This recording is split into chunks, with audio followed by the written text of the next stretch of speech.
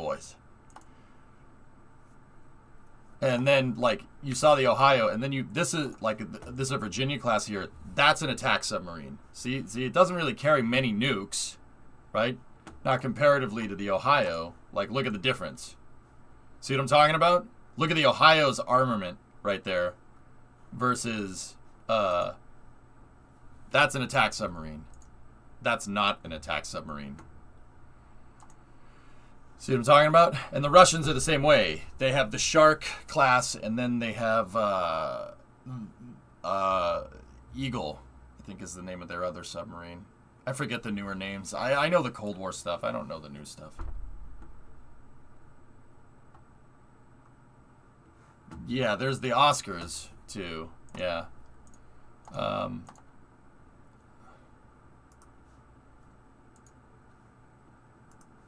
Bore is the new one, yeah. Yeah, they're big.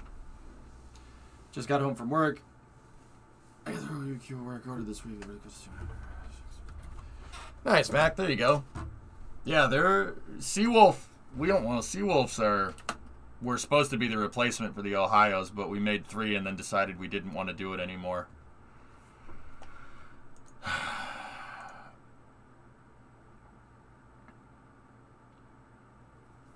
But yeah, they're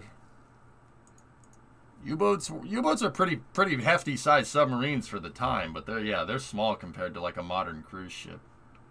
Anyway, didn't a U-boat sink because the captain didn't know how to flush the toilet and flooded the thing? I don't know. Anyway, guys, I gotta make a run to Qdoba. I'll be back in a half hour. I'm gonna put on a shuttle documentary in the meantime before we start up Space News. You were decom crew for SSN 637 to Sturgeon. No crap, Twidget. That's cool, man. And that's pretty much all you can tell me about that, right? Right? I would just be like, oh, what's that like? But now, nope. I know the rules here. Yep.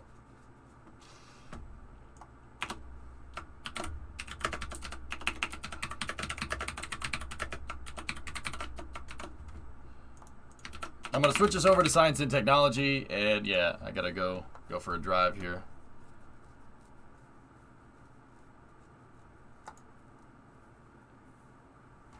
Let's see, what videos can we put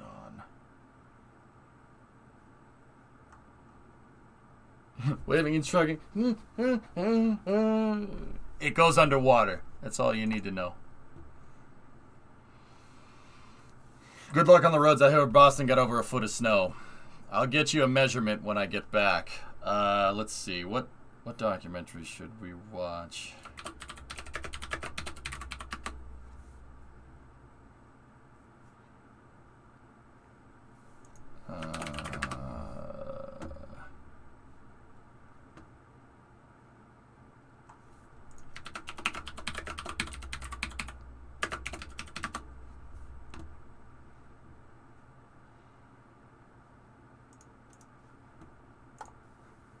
Got it.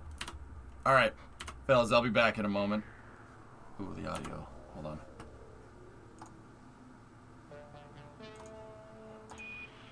Okay, and the port restraint is out. Here comes the span. Here it goes. Yeah, we see. I'm gonna set this to loop just in case this takes longer. I'll be back in a moment, dudes. We're at 52, coming back down 51 RPM. Roger, we copy. You guys look good. And Columbia, Houston, everyone down here is go for deploy with 2 minutes left over Hawaii. And so is everyone up here. Roger, we copy.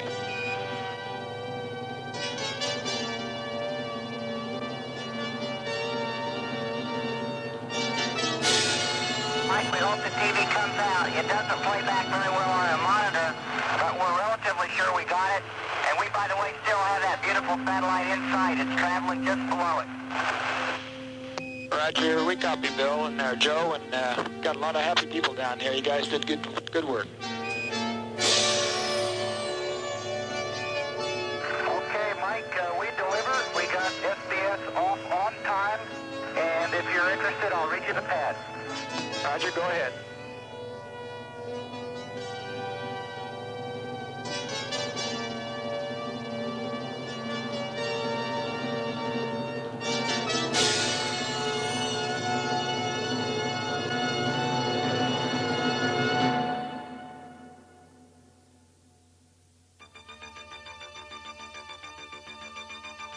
deliver the crew of Shuttle Mission 5 did, only 8 hours into the first operational flight of the Space Shuttle program, fifth flight of the orbiter Columbia.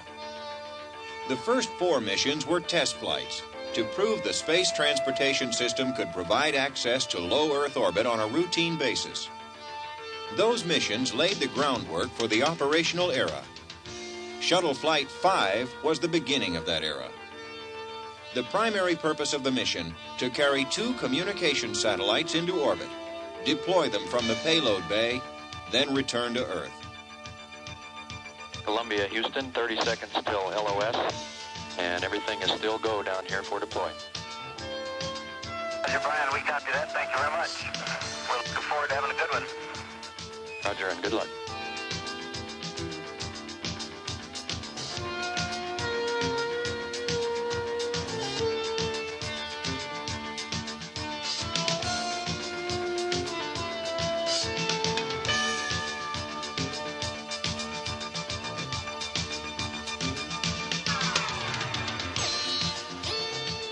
Okay, Houston, this is Columbia. We are 2 for 2. We deliver.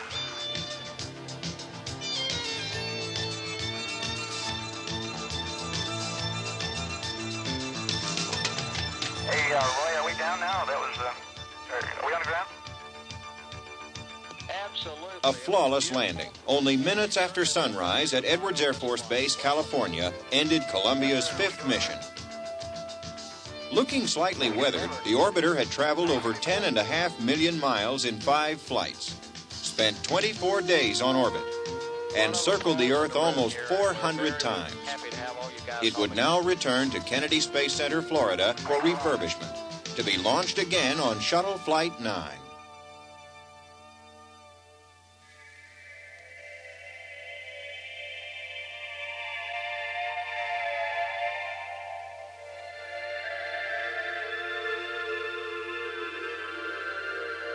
The newest orbiter in NASA's fleet, Challenger, would fly on Shuttle Flight 6. Many weight-saving improvements had been made. The orbiter itself was almost 2,500 pounds lighter because of structural changes. The external tank weighed 10,000 pounds less than the one used on Shuttle Flight 1. The solid rocket boosters were almost 4,000 pounds lighter. The 3 main engines were upgraded to 104% of rated thrust. A blanket-like thermal material replaced 600 thermal tiles in non-critical areas, and all 30,000 tiles were densified to improve their durability. This stack could carry over 17,000 pounds more into orbit than Columbia. Minus 15, 14, 13, 12, 11, 10. We'll go for main engine ignition. 7, 6. We have main engine ignition.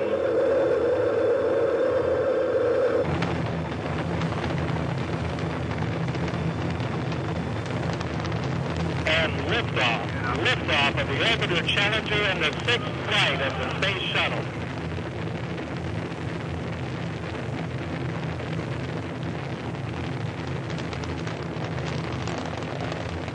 The shuttle has cleared the tower.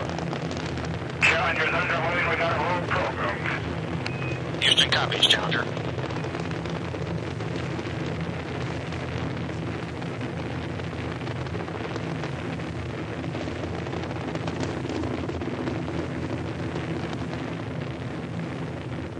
And some late news for you, Story. We got a go for deploy. We have a go for deploy. On Shuttle Flight 6, Challenger's cargo, the tracking and data relay satellite, TDRS, and its solid propellant inertial upper stage rocket, the IUS, weighed almost 19 tons. TDRS was the largest, most advanced communication satellite launched to date, That is correct. a major accomplishment in space communications. TDRS is launched from the payload bay by ejection springs, released when explosive bolts are fired. After shuttle moves a safe distance away, the first stage of the IUS rocket fires to boost the satellite from 150 miles to 22,300 miles in altitude. Then the first stage separates. Shortly thereafter, the second stage of the IUS rocket fires to circularize the satellite's orbit. Solar panels and antennas are deployed to provide power and tracking and data relay capability.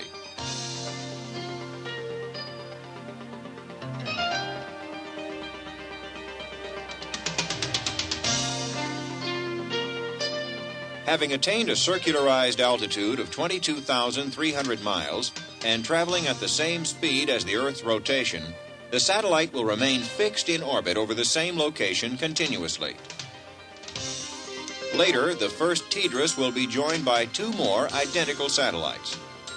The three will form a space communications network, providing almost continuous coverage to Earth-orbiting spacecraft, not the 15% ground stations provide.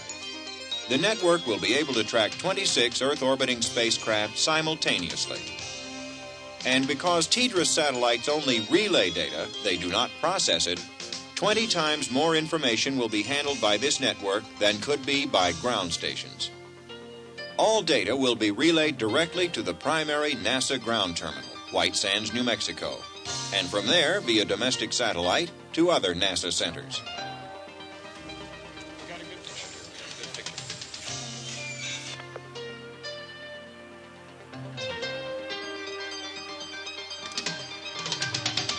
Hello there, we're with you. Launch of TDRS was on time and nominal. First stage firing of the inertial upper stage also went well. And Sunnyvale and White Sands send you a special attaboy.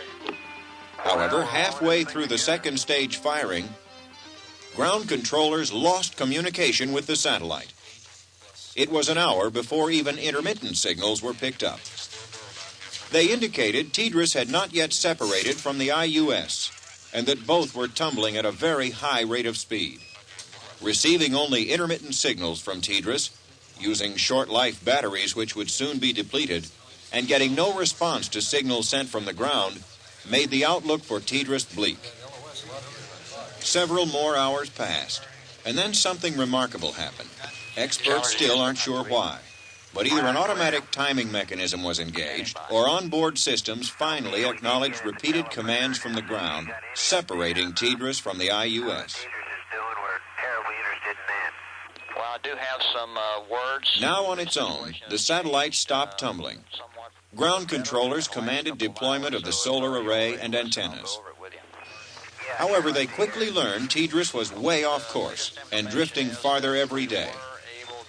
Their only hope of getting it back on course was to use the tiny hydrazine thrusters originally designed for minor attitude and velocity adjustments, not for boosting the 2.5-ton TDRS over 8,500 miles farther into space.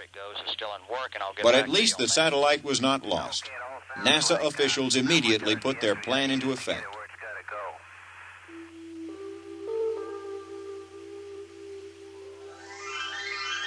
Meanwhile, Shuttle Flight 6 continued as planned.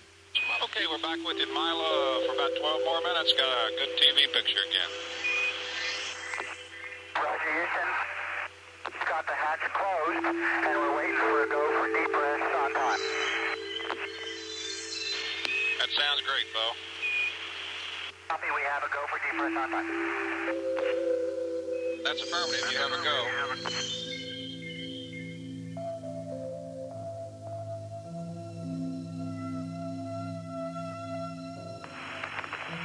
And Challenger, Houston's with you over Guam for about 7.5 minutes. Roger, hatch is open. EV1 is halfway out. They're configuring the airlock, getting ready for Dawn to come out. Okay, we're watching. Houston,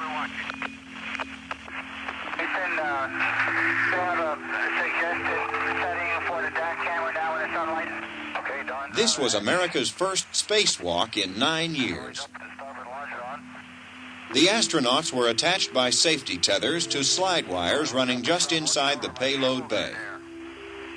They wore a new design in spacesuits, also called extravehicular mobility units.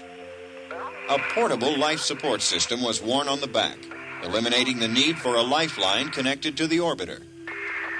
These suits are not custom built for each astronaut. Tops and bottoms of different sizes can be mixed. They are also more flexible than previous spacesuits.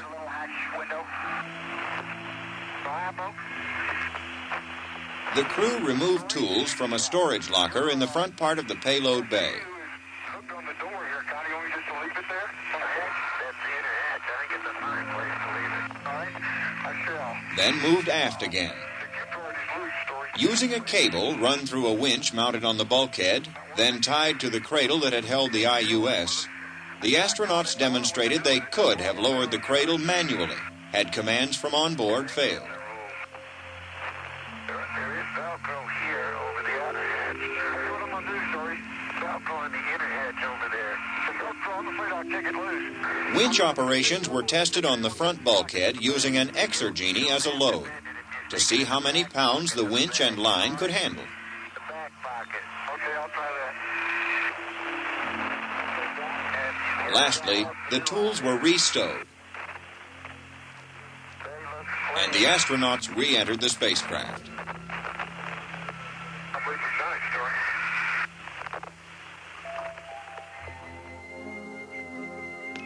Indian Ocean for 2.5.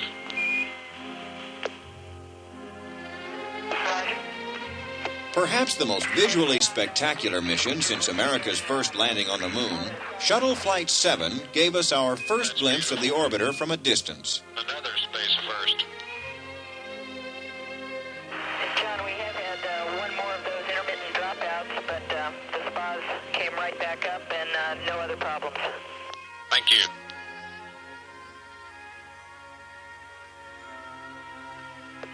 The magnificent views were provided by a European payload called SPAS. We switched over to a view looking at spas. We copy? Roger that. SPAS is an acronym for Shuttle Pallet Satellite, a unique, reusable space platform built by the West German aerospace company Messerschmitt Balkov Blom, with generous financial assistance from the West German Federal Ministry of Research and Technology. Best wishes to those folks from MBB who built this spacecraft. It's a real In addition to having American television and film cameras mounted on SPAS, 10 experiments belonging to the West German government, the European Space Agency, and NASA were on the platform. MBB wanted to validate the satellite's design and prove experiments could be operated while SPAS was free-flying.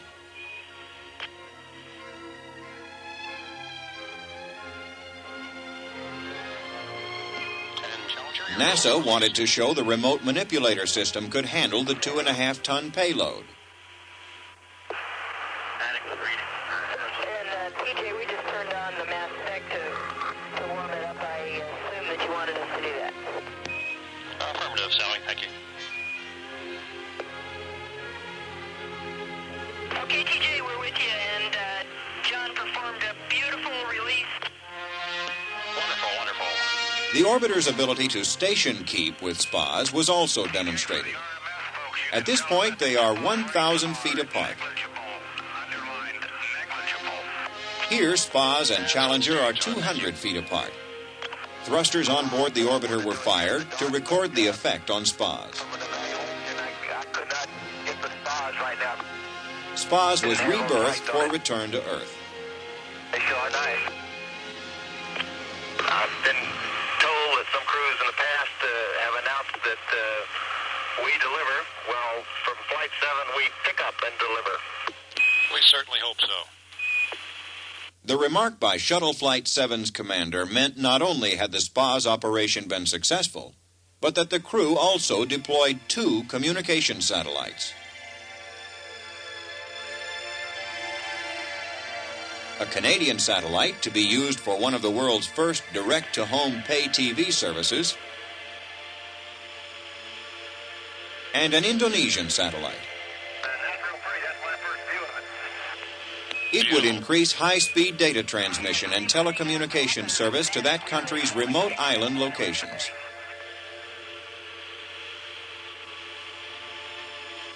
Roger, the weather at KSC is getting worse instead of getting better, so it looks like we're a no-go for KSC. Shuttle Flight 7 was to be the first landing of an orbiter at Kennedy Space Center, Florida. But bad weather conditions did not allow it. Challenger would touch down instead at Edwards Air Force Base, California, the alternate landing site. We understand. Roger.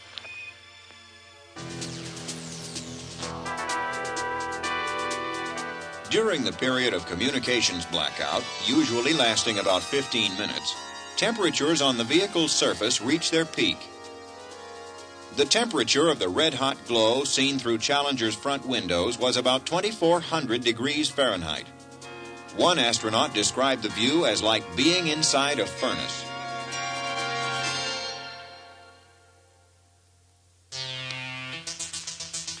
Processing Western test range data. Houston, Challenger, loud and clear. Nice and smooth all the way down. Real good, Crip. Been running about 5 to 7 tenths aileron trim on the right. Roger, we see that. I'll say once more, port away to come to California. Roger that. Challenger, Houston, rolling on off the hack. Your energy looks good. Surface wind 180 at 10.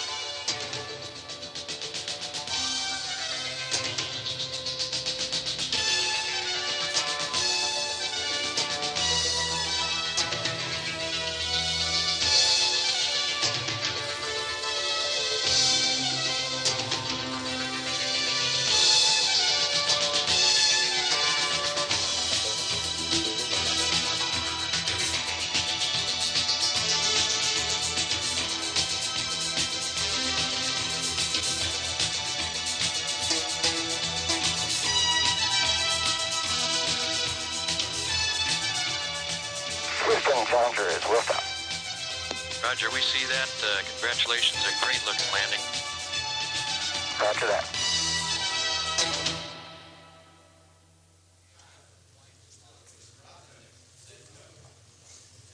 Approximately 2 months after TDRS was first launched from Shuttle's cargo bay on Flight 6, the final firing needed to place the satellite in its correct orbit was executed. Copy. Go ahead for the burns. Personnel began immediately to check out communication systems on board and initiate a series of important ground tests with the satellite essential to its operation on upcoming shuttle flights. Processing TDRS. First use of TDRS with Shuttle was on Mission 8. Challenger, Houston with you on TDRS. Houston, Challenger, loud and clear. How do you read the CDR? Roger, loud and clear also. Challenger, this is Houston with you through Hawaii for 7 Also minutes. conducted on Shuttle Flight 8 was checkout of the remote manipulator system and payload flight test article. You're loud and clear too, Dale, and looks like you're right on schedule.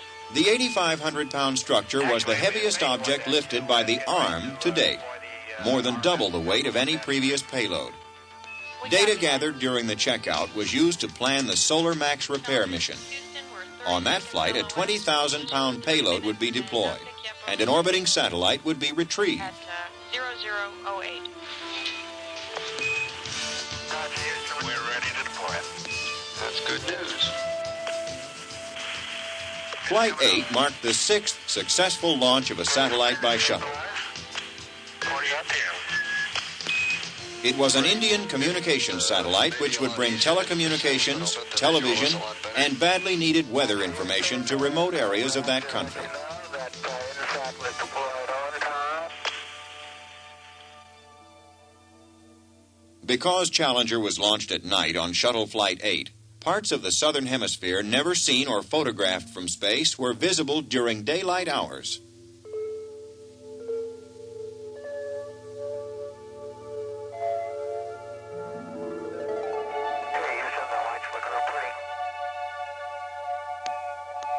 The first night landing for the Space Shuttle program occurred on Mission 8 with safe touchdown of Challenger at Edwards Air Force Base, California.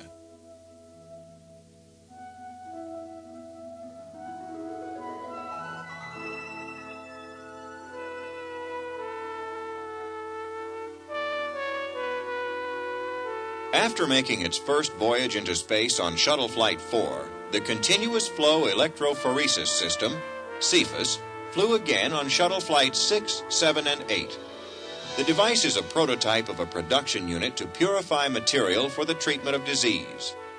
It was built by McDonnell Douglas Corporation and flown on shuttle as part of a joint agreement between NASA, McDonnell Douglas Corporation, and Ortho Pharmaceuticals Corporation, a subsidiary of Johnson & Johnson. Challenger, Houston. Combined results from Flight 6 and 7 demonstrated that Cephas could separate over 700 times more material, and in purities 4 times higher than could be achieved in Earth's gravity. Go ahead. Shuttle Flight 8 was the first use of Cephas to separate living cells. Some of the samples were separated to continue research at Pennsylvania State University and Johnson Space Center, Texas.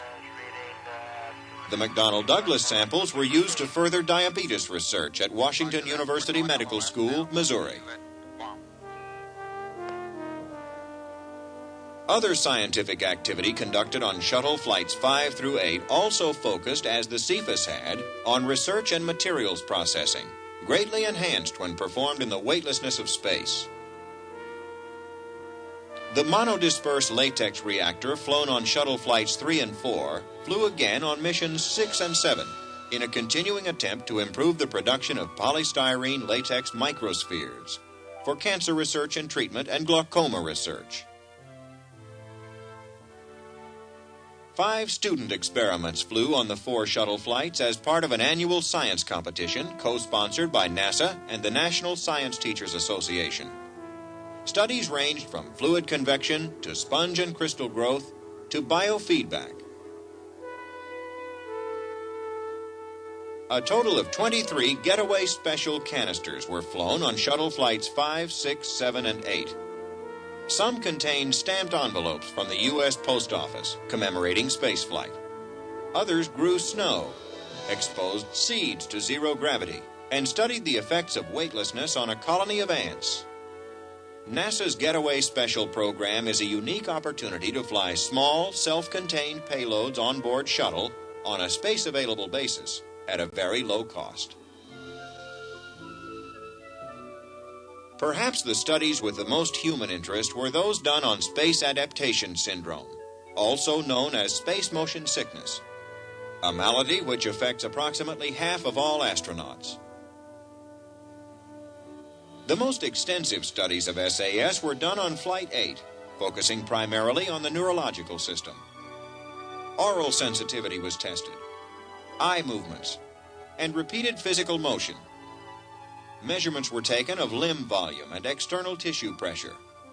If any of these tests looked torturous, it's no wonder the crew dubbed the doctor's mid-deck working area a chamber of horrors, and mockingly gave him a taste of his own medicine.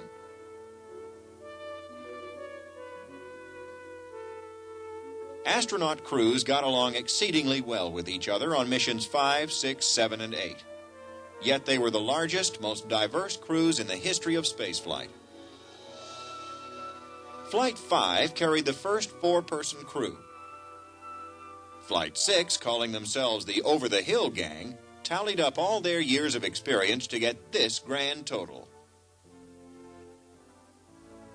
Flight 7 carried the first 5-person crew, including the first American woman to fly in space, Sally Ride. Flight 8 included the first black American to fly in space, Guyanne Bluford. And the oldest person to fly in space to date, Dr. William Thornton. With ejection seats gone from the flight deck, and water storage tanks and instrumentation gone from the middeck, there was much more room to accommodate the larger crews. There was also opportunity for privacy, exercise, and as usual on any important trip, plenty of food. The success of Flights 5, 6, 7, and 8 represented many accomplishments for the Space Shuttle program. More importantly, the missions proved the operational capability of the space transportation system, that useful work can be done in space for the benefit of people on Earth. But the program has really just begun.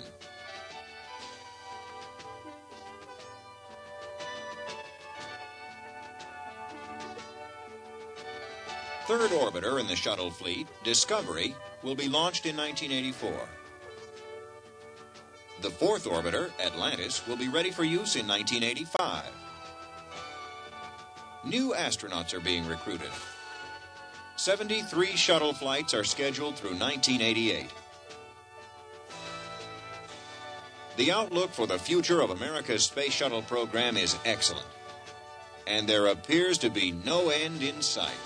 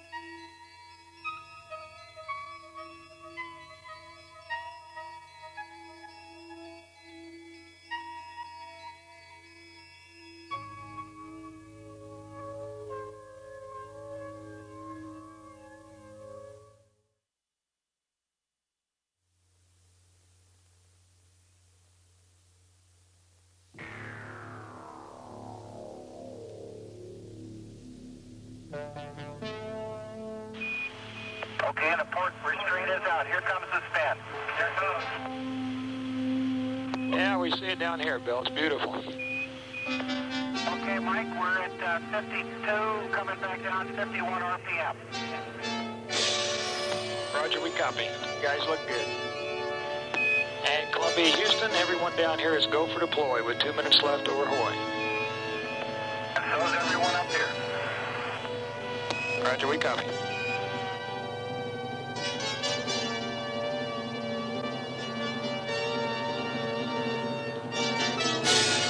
Mike, we hope the TV comes out. It doesn't play back very well on a monitor, but we're relatively sure we got it. And we, by the way, still have that beautiful satellite inside. It's traveling just below it. Roger, we copy, Bill and Joe, and got a lot of happy people down here. You guys did good work. Okay, Mike, we delivered. We got SBS off on time. And if you're interested, I'll read you the pad. Roger, go ahead.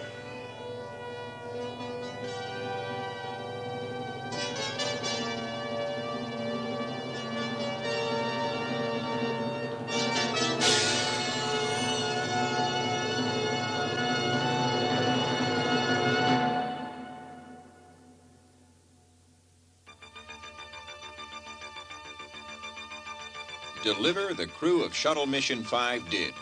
Only 8 hours into the first operational flight of the Space Shuttle program. Fifth flight of the orbiter Columbia. The first 4 missions were test flights to prove the space transportation system could provide access to low Earth orbit on a routine basis. Those missions laid the groundwork for the operational era. Shuttle Flight 5 was the beginning of that era.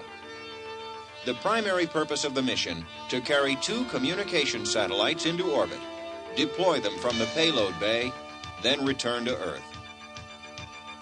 Columbia, Houston, 30 seconds till LOS, and everything is still go down here for deploy. Roger, Brian, we copy that. Thank you very much. We're looking forward to having a good one. Roger, and good luck.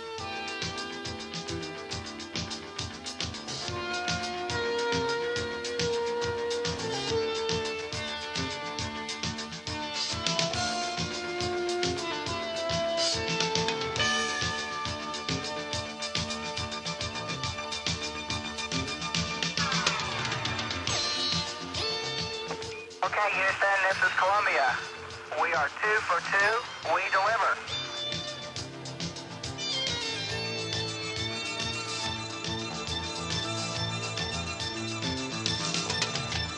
Roy, are we down now? That was, are we on the ground?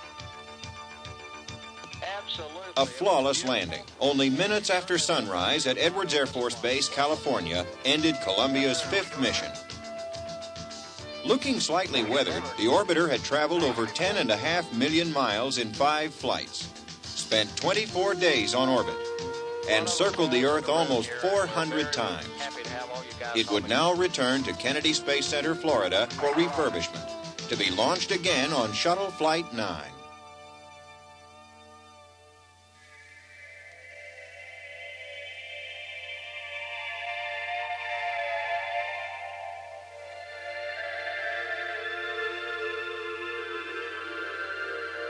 The newest orbiter in NASA's fleet, Challenger, would fly on Shuttle Flight 6. Many weight-saving improvements had been made. The orbiter itself was almost 2,500 pounds lighter because of structural changes. The external tank weighed 10,000 pounds less than the one used on Shuttle Flight 1. The solid rocket boosters were almost 4,000 pounds lighter. The 3 main engines were upgraded to 104% of rated thrust. A blanket-like thermal material replaced 600 thermal tiles in non-critical areas. And all 30,000 tiles were densified to improve their durability. Okay. This stack could carry over 17,000 pounds more into orbit than... Okay.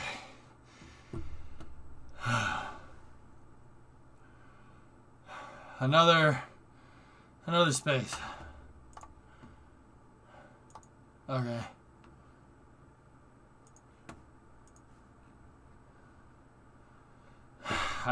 No, there's too much snow on the ground, guys. I didn't get food. I just cleaned, dude. There's like, it's not like 5 to 7. It's more like 8 to 10 inches. So like 18, 20 centimeters, something like that. There's a lot of snow on the ground. What? Can you just... What's up? I put extra steak in there. I didn't remember what else. Watch out for my phone case. Yeah, okay.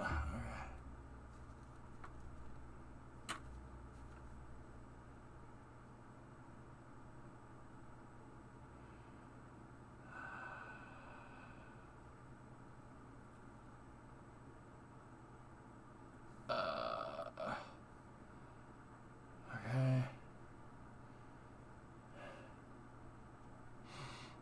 It's an apartment complex, Jason. I can't just clean the snow off of the car. Because if you do, it just goes into the spot next to you, and we have assigned spaces. So other people get all pissed off when... They get all pissed off when you put snow on the ground because they're idiots and don't know how to use a shovel.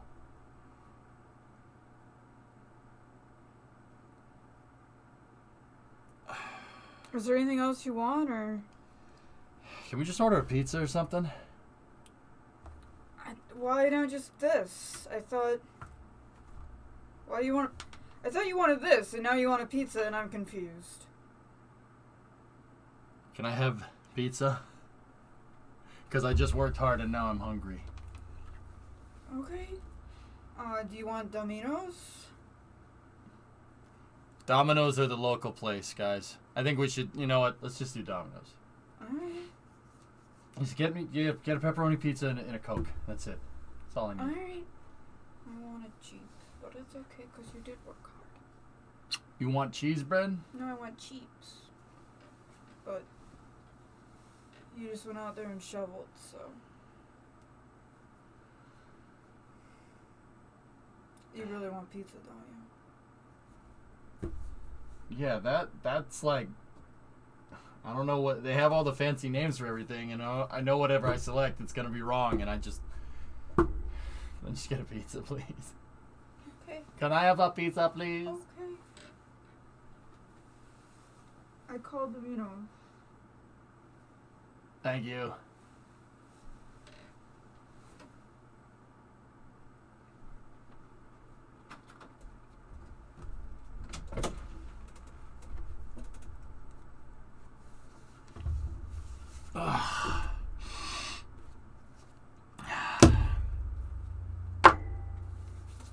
Dude, I just did a lot of work. Brimo's too good for you. Yeah. Thanks.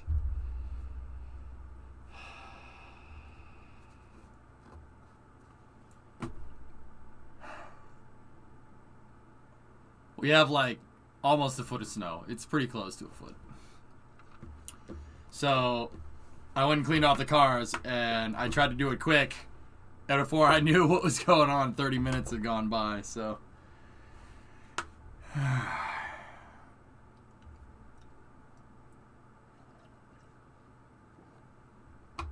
what am I going to do about the snow? Jim, I spent my entire break cleaning the cars off.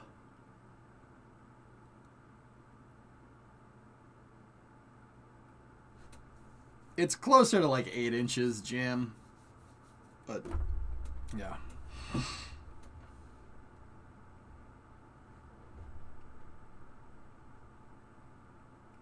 Yeah, no, it's not just pushing the snow off the car and then going.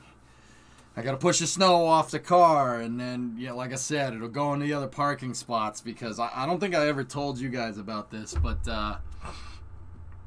last year I was cleaning off the Mustang, and I needed to do it quick because I needed to go somewhere, and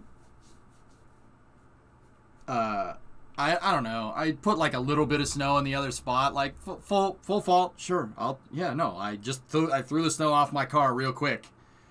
And I spilled it into the adjacent spaces.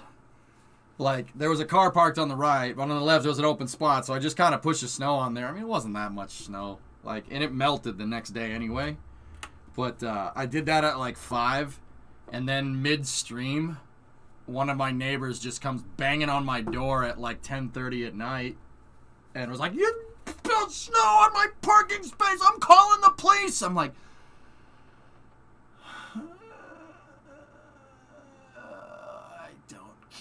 I don't care about you. I don't. I'm sorry. I'm trying to be empathetic, but I don't care.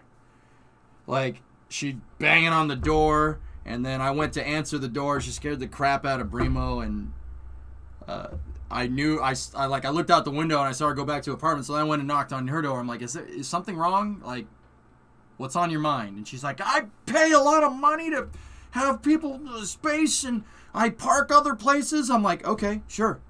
Yeah, I spilled snow in your spot. I'm sorry. Do you want me to go pick it up? Like, I wasn't mean about it. I'm like, you want me to go pick it up? I'll go pick it up. Sure, that's no problem. That's totally fine. And she's like, yes, I want you to clean it up. And then she went like, oh my God, dude. Like, that could have been the end of the conversation. But then, like, she started, like, what was she saying? I forget. This was like a year ago. She kept going with it. She's like, I pay a lot of money for people to clean out the spot, blah, blah, blah. I'm like, I'm just thinking in the back of my mind, I'm like, the apartment complex has a plowing company, plow the spaces. So nice try. Nice try. I know, because I know the plow guy. Yeah. So she was using me as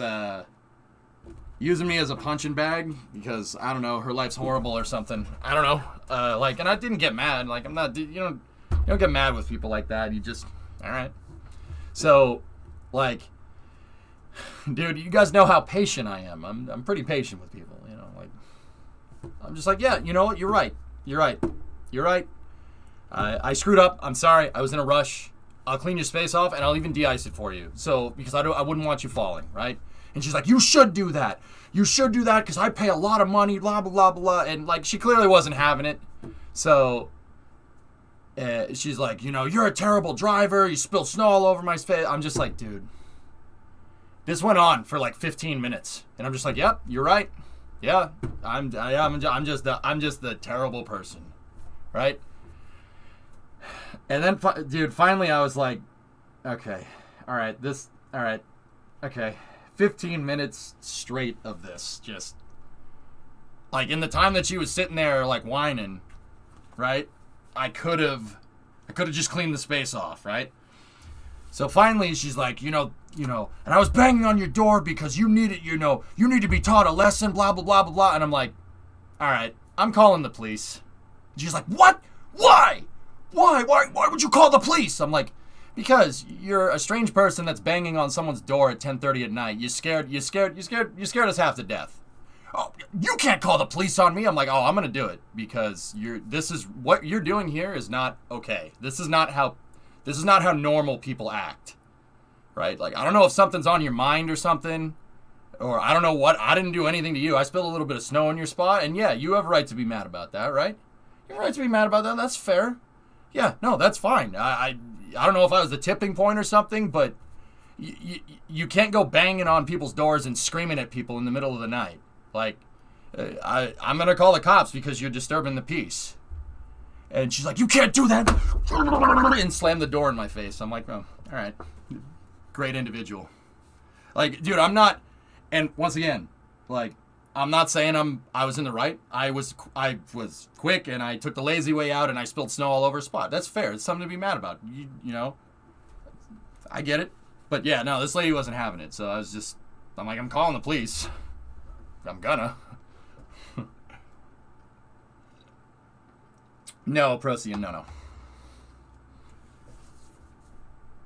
Yeah, no, she got really mad when I said that. I'm just like, man. But I wasn't having it. Like, I was just, honestly, I was getting a little annoyed, so that was the way I needed to end that conversation, to get her to go away.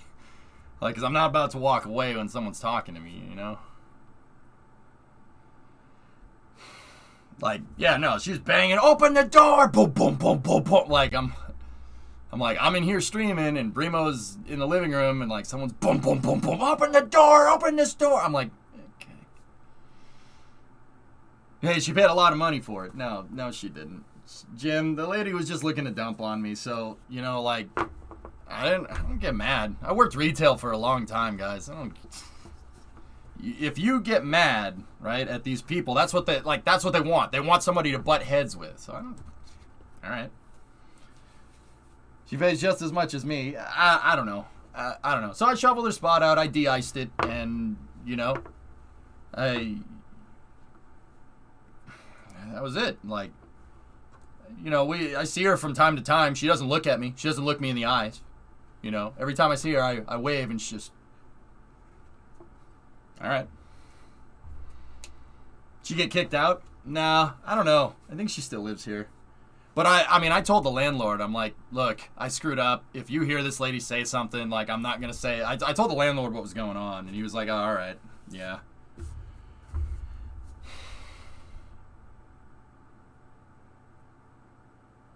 Space question. Shuttle could how long stay in orbit and then connect to the ISS?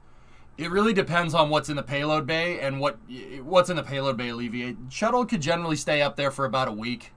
If it was attached to the ISS a little bit more, they could plug the shuttle in to the ISS. The shuttle uses an androgynous peripheral, or use the shuttle. The shuttle used the APAS, which is a Russian docking port, which has commodity attachments for electrical power. So they could shut the shuttle's life support systems off and tap into the ISS. That's what they do with Dragon, and that's what they'll do with Starliner. And that's what they do with Soyuz and Progress.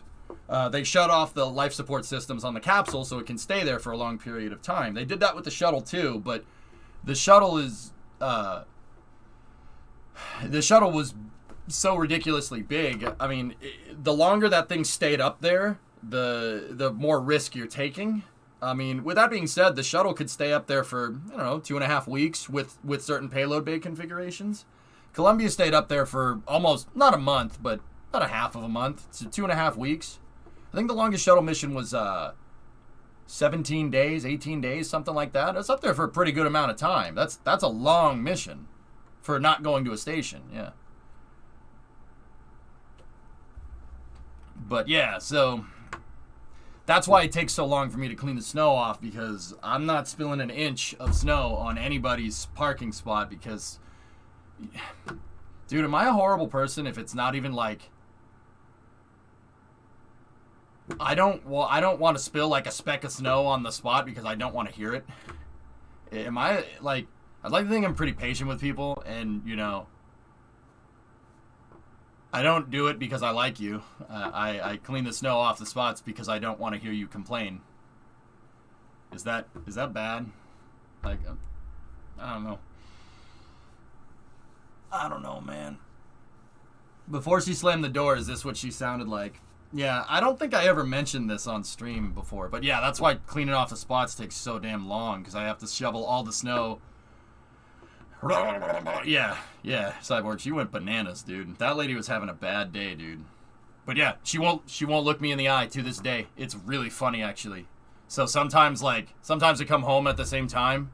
Or sometimes she's leaving and I'm coming in and I see her out the door and I'll wave. I go, hey, how you doing? Just doesn't even look at me. I'm like, wow. You know who does that? Children do that. And you're like a 50-year-old lady.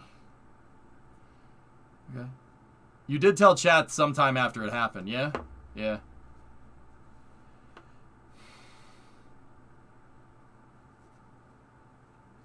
You're a better person than me. That'd make me dump it there on purpose. Dude, there's only so many fricks I want to give about.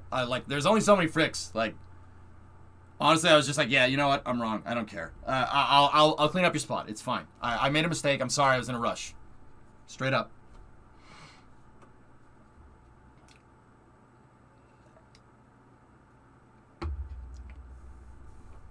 You know, I was like going to a doctor's appointment or something, or I was on break and needed to get back here, or something stupid, you know, like. But yeah, that's why it takes like 30 minutes to clean off one car.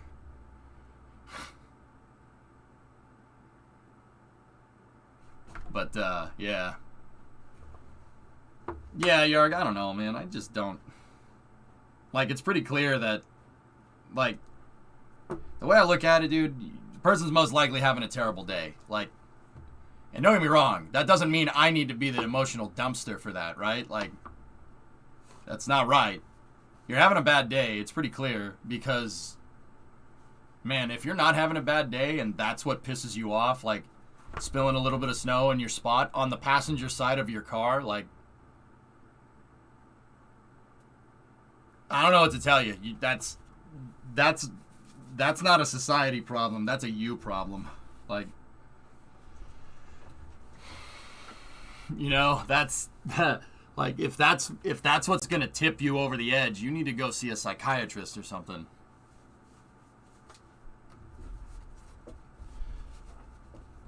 But yeah, that's I got pizza out of this deal, so it's all right.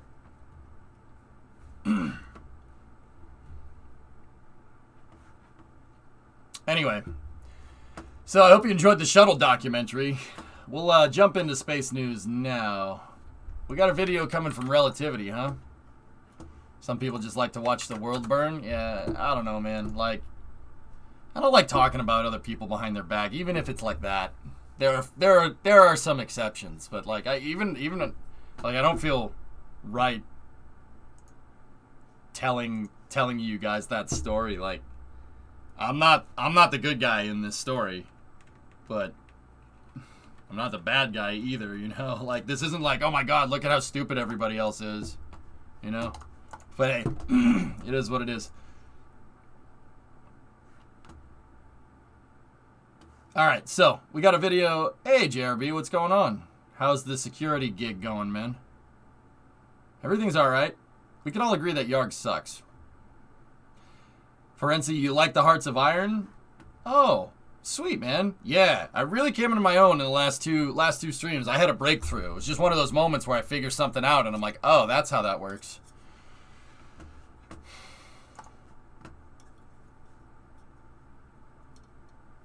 NASA releases, what's this? NASA releases autonomous flight termination unit software to industry. Cool. NASA autonomous flight termination unit software code to the launch industry, a critical milestone to the final certification of the NAFTU. Cool. That's neat. I'm gonna have to read more about that. Mab, that's really cool. Yarg, no, you're the good guy. You apologize. Didn't slam the door in her face and didn't dump 5 feet of snow in her spot after. You're very much the good guy. Pretty good. Been busy lately out with COVID right now, though. Yeah. Yep. Yeah, I don't know, Yarg. Like, dude, maybe if I was, like, 20 or a teenager or something, I would have been like, you know what, screw you, I'm dumping snow on your car, I'll pour sugar in your gas tank, you're a terrible person. Like, dude, I don't have time for that. I don't have time for that. Like, I just don't have time for that. I don't need someone yelling in my face. Like,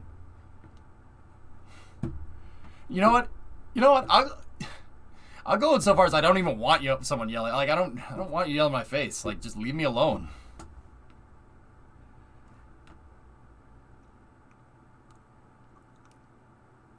Do it anyway? No, I act, and I don't mess with other people's cars unless they ask me to. Messing with somebody else's car is cowardly. That's a mark of cowardice, in my opinion. De-escalation is the actual Chad move. It's not even de-escalation, Entropy. I'm just like, okay, all right, I get it. I screwed up. You don't...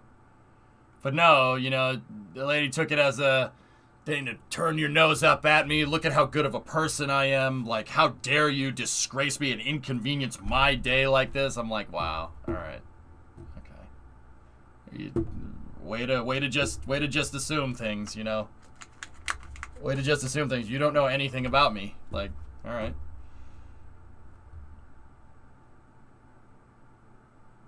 No, Jay, I don't.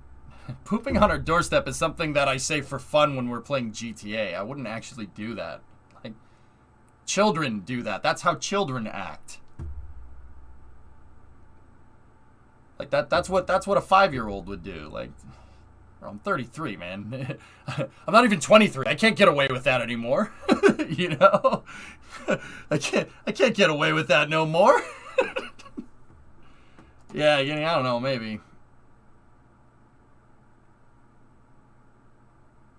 Yeah, no, Buck, dude, it was a rant and a half, and I honestly tuned her out halfway through it. I tuned her out. I'm like, okay. And just, I'm thinking to myself, in the time that this conversation took, I could have cleaned your space off. You're right, children would do that. You will not suspect a thing. That's the 5-head move.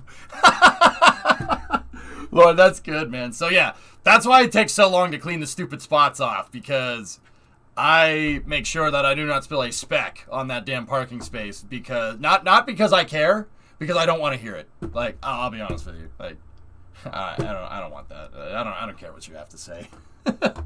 And you know what? If you want to call me a piece of crap for that, that's fine. It's all right. Anyway, let's see this video from Relativity. Which expects to be the leader of other nations, can expect to stay behind in this race for space.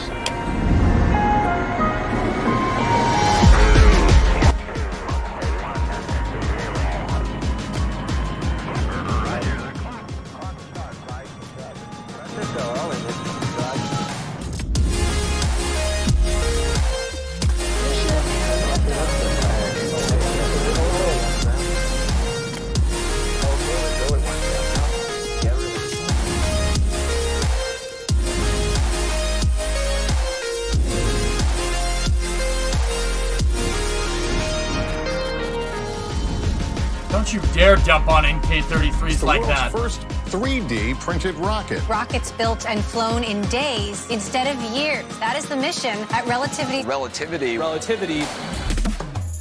That was Mike Sheets.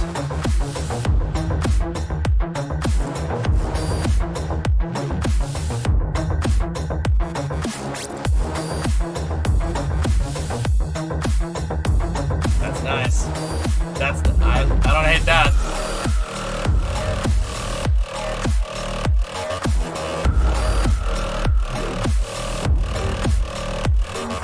Bro, let's go.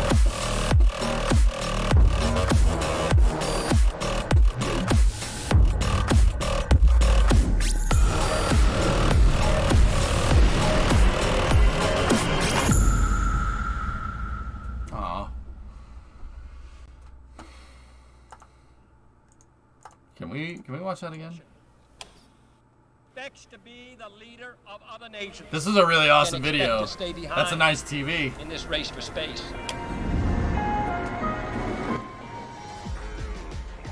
Let's see, what do we got? Nice keyboard. It's a nice keyboard. Look at that keyboard. Pong! Oh, look, it's a Tandy. Oh, boy. A Tandy. Freaking old school. Wait.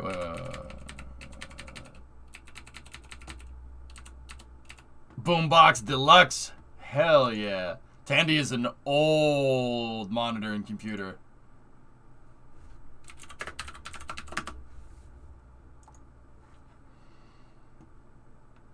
That's old school. Yeah. Yeah, the tape deck. The Boombox Deluxe. I know what a boombox is, Jim. I came in on the tail end of that. Oh, dude, it's got the equalizer on it, man. That's a nice boombox. It's a nice boombox, boy. Alfa Romeo. It's a nice Alfa. That's not a 1980 Alfa though.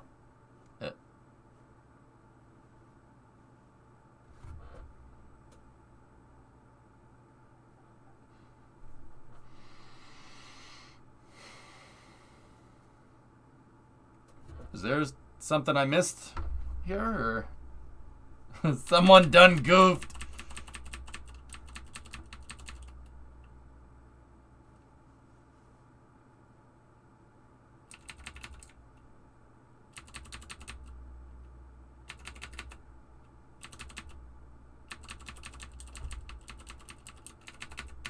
I mean, at least they showed the Hellcat.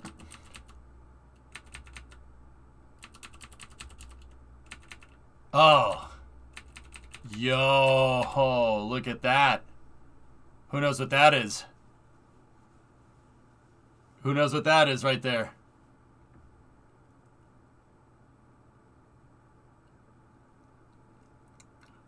If you said VHS, you're wrong. That's a Betamax player. Yo, it's a Betamax player. Hell yeah. It's a freaking Beta. Look at the crease on the top of the tape. That's a Betamax, bro. That's awesome.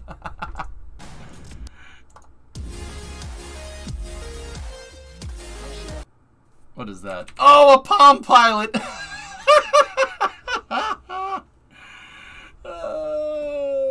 Freaking Betamax. That's awesome. Look at a Palm Pilot.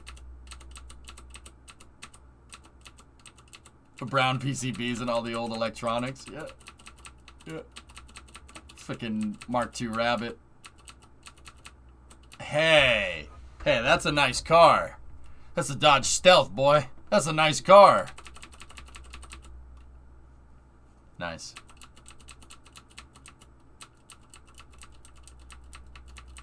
What else we got? DVD. Oh, no, not DVD. That's not DVD at all. Who knows what that one is? Yeah.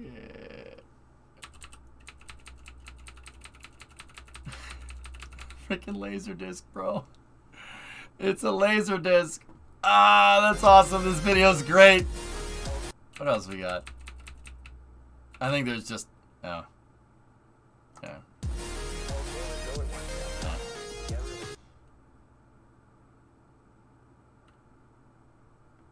Yeah, that's the plan, Graph Shark. So this is coming from Relativity. The point that they're trying to make is that nobody's ever tried to 3D print rockets before. What Relativity is trying to do is trying to figure out better ways to print rockets, to 3D print rockets. They're trying to do 3D printing with the entire thing. Or like, I think it's something like 80% 3D printed or something. The idea is that they can 3D print a rocket in like a week, day maybe, and then take like a little bit longer to assemble it and go from there. The idea is that they're trying to consolidate the manufacturing process. Rockets take a little while to make. Even Falcon 9, even Starship, right? It takes a second for SpaceX to put like Ship 21 together and not Ship 21. Ship 20, it took a while. It took a couple of weeks. We're talking about like a week from like nothing to launch. And what they're going to do, what they want to do is use that technology to, they want to take this factory and use it to be able to build a rocket. and then take the rocket and launch the factory into space, and then manufacture things in space with the factory. That's what they're trying to do, which is pretty freaking cool, actually. That's really neat. What rocket was at the beginning of the video? Hang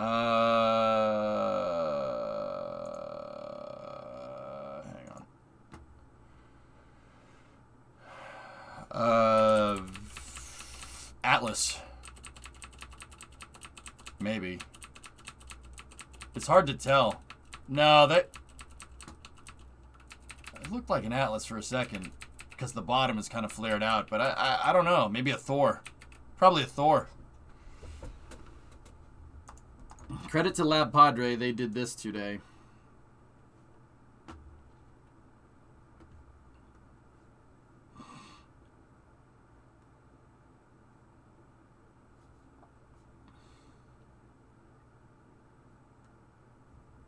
Okay. Oh, neat.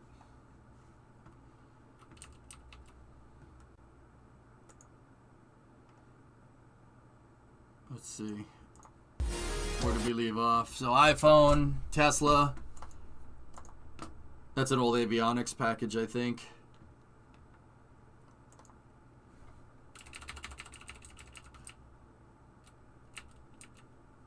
Oh, why you gotta dump on Orion like that?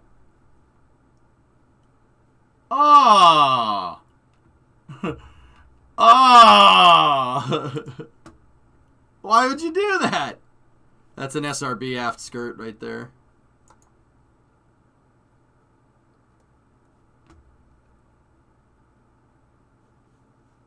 That's Genesis right there.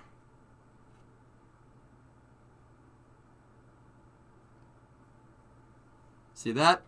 That's Genesis. Those are Russian engines? That's right.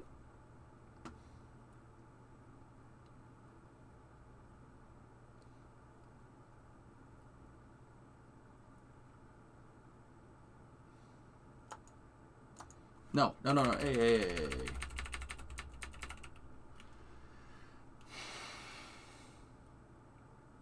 Very nice.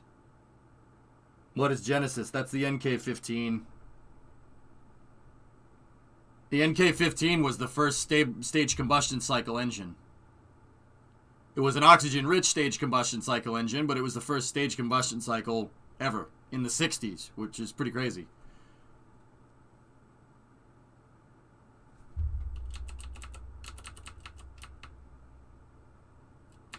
Let's see what else we got. That's news!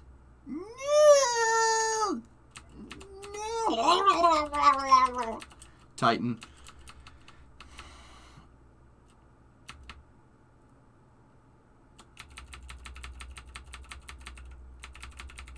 Ah, the Space Police. Nice. That's the Space Police right there. Hey. All right. All right. On scene at Launch Site 1 in Texas.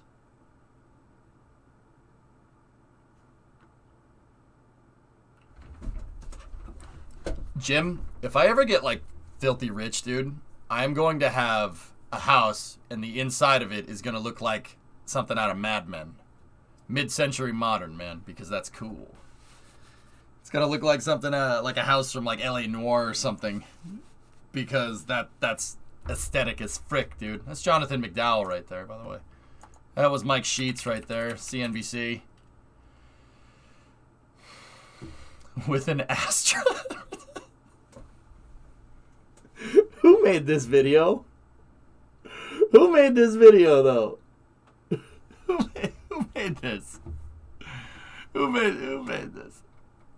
It's Astra in big bold letters right there. That's funny as hell. That was a laser sinterer right there. Damn, that's cool.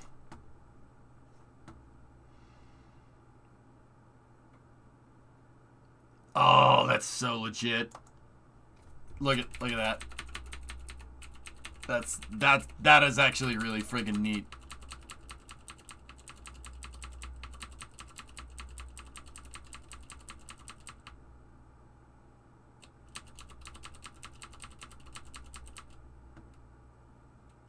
We have an RTLS next week for the transporter mission, Forge. Cool. Terran 1 and then Terran R. Look at that. The whole tank structure. Whole tank structure is 3D printed. That's a big deal. What do I need to race with you tonight? You need content manager, Assetto Corsa, a steering wheel would probably be useful. And then Assetto important links in the Discord. S should have all the downloads that you need for racing tonight. Max posts them during the week. And then if you want to practice, the practice server is up all week for the races that we race on Fridays.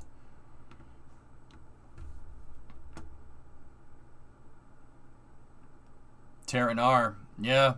Terran R is a fully reusable application that Relativity is working on right now.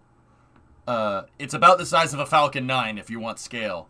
So, yeah, it's really cool. Relativity is also trying to pioneer neural net manufacturing. So, they're using neural nets to figure out manufacturing and structural optimizations for the rocket. So,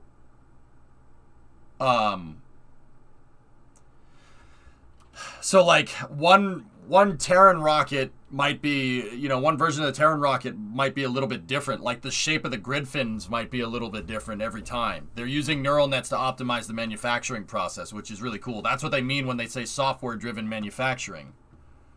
Yeah, dude, it's a big deal. This is very, very, very big stuff. I mean, dude, look at that. Look at that. It's creating a fan. It's creating a fan surface, which is just unbelievable.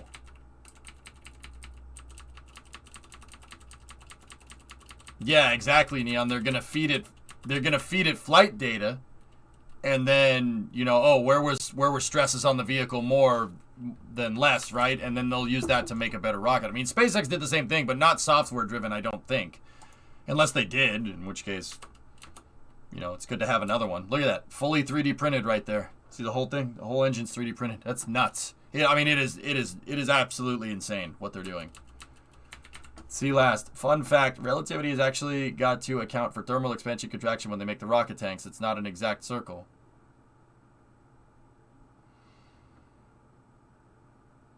So, EJ, do you mean that they're using AI for manufacturing rockets? Neural nets. Yes. Mm-hmm.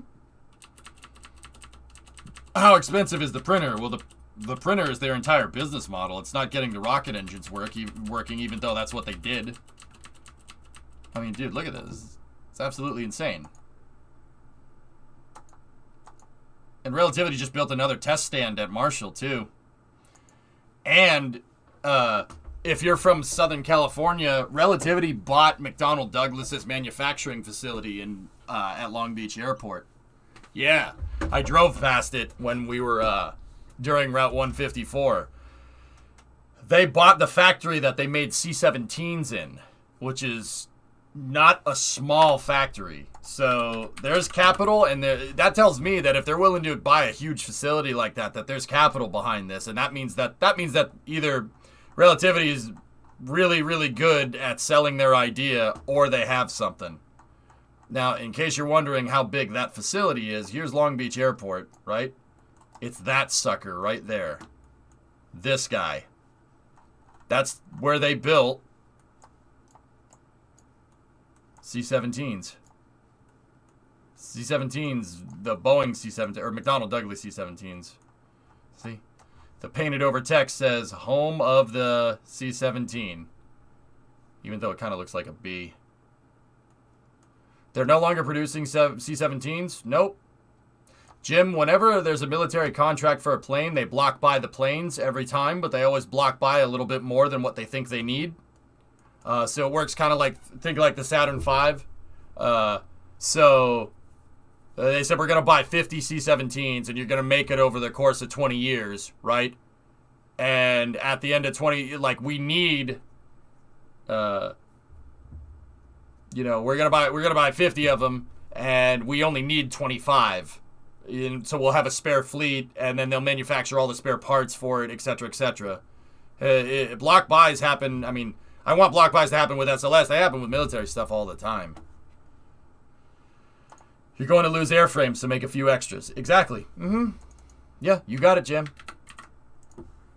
I mean, Jim, it's like when it's like a quartermaster. The quartermaster always has extra AR-15, or not AR-15, M16, M4 parts. There's always extra gas tubes, bolts, springs. Stuff breaks. You got to fix it. Especially when you're in the suck.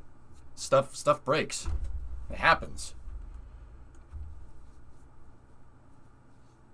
Meanwhile, the C-130 is still going. They've block bought so many C-130s. It's unbelievable. So many idiots losing charging handles. Oh, boy. Yeah, so relativity is a pretty big deal, man. That's pretty good stuff. Forge, what's that? And then Novus, I see yours right out. Oh, yeah, Forge, okay, yeah. There's the picture of relativity. And then, all right, let's see. There's some cool stuff about James Webb that I didn't share yesterday. Let's see what we got.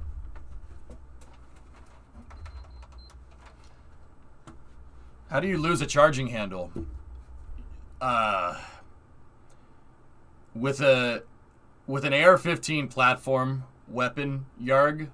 So say you're working on the thing, right? The AR-15 has an upper and lower receiver, and then there's a pin at the back that you need to pull out, and then there's a hinge between the upper and lower at the front. And the gun opens up like this, right? So the pistol is like right here. Thing opens up like this. And if you want to pull the bolt, you have to pull the charging handle. And the charging handle pulls the bolt carrier assembly and bolt out. And then you pull the charging handle out and the bolt comes with it. Yeah, so like if you take the thing apart, I don't know, you drop one in somewhere, ruin it, break it, I don't know. Like, yeah, you could lose the charging handle. It comes out. I mean, it is on a recoil. Not a recoil spring. It's on a charging spring. But you pull that out. It brings the bolt and the bolt carrier out, and then you have to undo the spring and go. But too complicated. Up, Shinobi. I know what the next thing you're gonna say. Here comes the AK. Here comes. Oh, it's too complicated. You could use the AK. The AK has a bolt and the bolt carrier. The C-130 went in production around the same time as the Cessna 172. Yeah, and the Nokia 3310. If you want more cool things to cover, there's some good engineering details in here. Oh, sweet.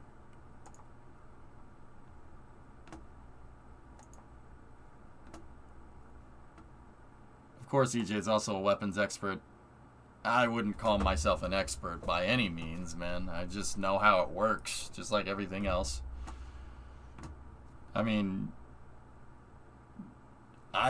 guns are just mechanical. They're just another piece of mechanical equipment, to me at least. That's how I look at it. I know, dude, sometimes it don't be like it is, but it do. I get it.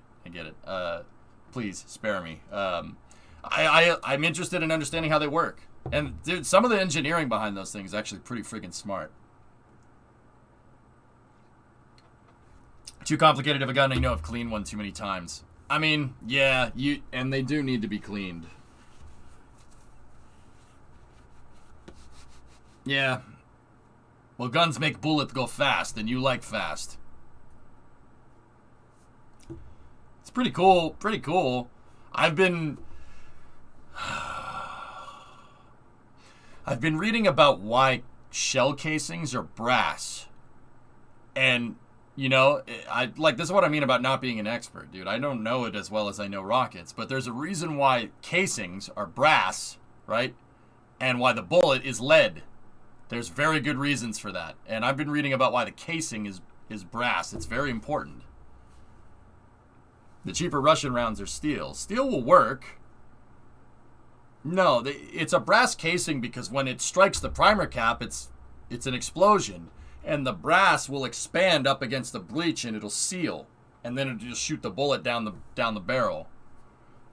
Which is actually really cool. That's really neat. That's why some like casings go in, right? And then they go up. So the casing expands in the breech and it creates a seal and it shoots the bullet down the barrel, else you're going to get blow by, right? Same kind of blow by that happens with a piston. It's that's actually really smart. I mean, you're only like you can reuse the ammunition if you want, like, but it's actually brass also won't stick to the steel barrel. If it can handle steel, it doesn't deserve if it can't handle steel, it doesn't deserve the brass. Oh, Brendan Herrera, that guy. Yeah, that guy's funny as hell, dude. I haven't watched his videos in a little while, but he's a funny dude. Yeah, I like him. I like how he teaches. How he's a teacher about this stuff. I appreciate that. Yeah, XJ, it's really interesting. It's really interesting stuff. The brass expands and it makes the seal. That's the piston ring. It's actually, dude, it is super freaking smart. And then, you know, the bullet expands when the explosion happens behind it, and expands, and it creates the seal, and that's what shoots the bullet out. If it doesn't create a seal against the inside of the barrel, and the casing doesn't create a seal against the inside of the barrel, you'll just make a nice firecracker. That's it. It'll be like a blank. It has to seal correctly. If it doesn't seal correctly, then it's not going to work. And then some guy, I don't know who did it, some guy came along and figured out that if you put a screw thread on the inside of the barrel, what's called rifling, when the bullet goes out, it'll spin stabilize. It'll spin it going out of the barrel.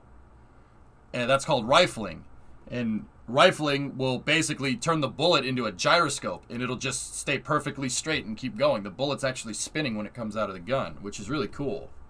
I mean, I knew about rifling, but the seal, it's like a car's combustion chamber. You have to have piston rings, but you can't put piston rings on a brass casing, and you can't put piston rings on a bullet either. So how do you do it? Well, the solution there was to use softer metal, brass and lead. I mean, lead, there were other reasons for lead, but there you go. It's super freaking smart, actually. That's really, that's really cool. It's really interesting stuff. I reload 308 bullets from hunting. Yeah, you got to put them in the shaky thing to get all the crap out of there, because the inside of the shell casing has coking. It has coking in it, just like an SRB. It's the same thing. I mean, it's basically a rocket, but the rocket engine's pointed at something to shoot it out of a barrel. It's not that far off. I mean, the grain that bullets use, and you really shouldn't say grain when you're talking about white powder or smokeless powder. That's not really, grain refers to something different. That has to do with the bullet itself. But very short duration SRB. Yep. Brass also eliminates the side fumbling. Yep. Put videos of Russians firing guns against ice and pick the spinning bullets out of the ice. Yeah. Yep. On early rifle guns, there was no casing, and the lead expanded to seal as well as ride the rifling. Yeah, it still does that to an extent, right? But yeah, the back of early bullets, before they figured out like casing, primer cap, the rim of the cartridge, right, and like bullet at the front. This is like where you'd put the bullet in, and then you'd put some white powder behind it and hit it, right? Like the back of the bullet was cupped. The inside of the bullet was cupped like the back of it was inverse conic, so it would seal. Yeah, that was a huge thing that they figured out with guns, to get guns to gun correctly. Trigger mechanisms are also an interesting piece of engineering. Orion, honestly, bolt carriers are like, that's been my thing over the past couple of weeks, reading about how bolt carriers work, because it's actually pretty ridiculous. Like, I mean, think about what the thing has to do in literally a fraction of a second. You need to fire the cartridge, right? And then somehow you need to get the hammer back, and then you need to take the bolt with the bolt carrier in it. You need to move that away from the breech, right? You need to put another bullet up in its place. You need to eject the old casing, right? And then the bolt carrier needs to push the bolt back, and the bolt can't just hit up against the breech. It needs to grab the cartridge, right? And seat the cartridge correctly inside of the breech, and then seal up against it, and then hit the primer cap, that's a lot of stuff going on in a very short period of time. It's actually it's interesting stuff. That's a lot of stuff going on. And then you get into like belt fed and miniguns, and you're like, who thought of this? Wow. Okay.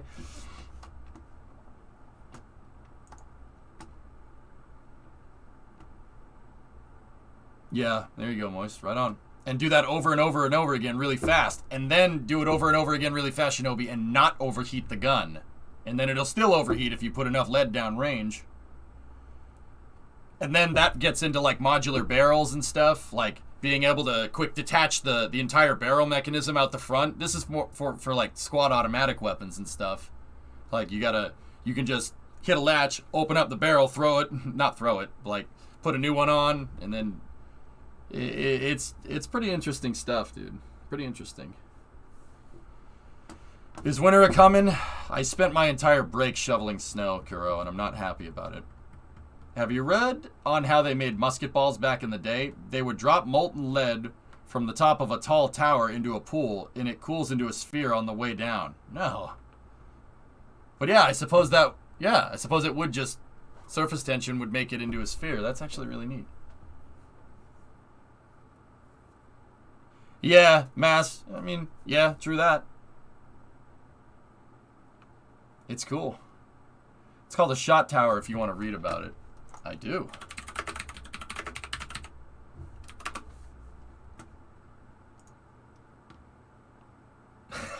Look at this thing. Okay. It looks just like a smokestack, but that's not, that ain't what that is. That's really cool, dude. I didn't know that. I didn't know. See, that's what I mean. There's a whole, like, that's what my brain does. It's like, oh, how does this work? Magnets. Like, it's called the shot tower, and it's where the term comes from for shotguns. Cool. Not a teardrop? No, surface tension. Look, if you want to learn more about that, how that happens, look at any time like a NASA astronaut, like, or a cosmonaut is up on the space station and they take water and they squirt water out of the water bottle. It'll just naturally take a semi-spherical form. It's actually really cool. Hi. Hello. Pizza's here. Oh, yeah? Yeah. Cool. You should come get some. I should? Yeah. Why? I don't know, 'cause you want pizza? And you were hungry? Yeah. And I have a story to tell you, so... There you go. Okay. Alright. Fellas, I want to read about that James Webb stuff, but while I'm grabbing food, I'll put on the Starship video, okay? We'll put on the Starship video from NSF today. I'll be right back 1 second.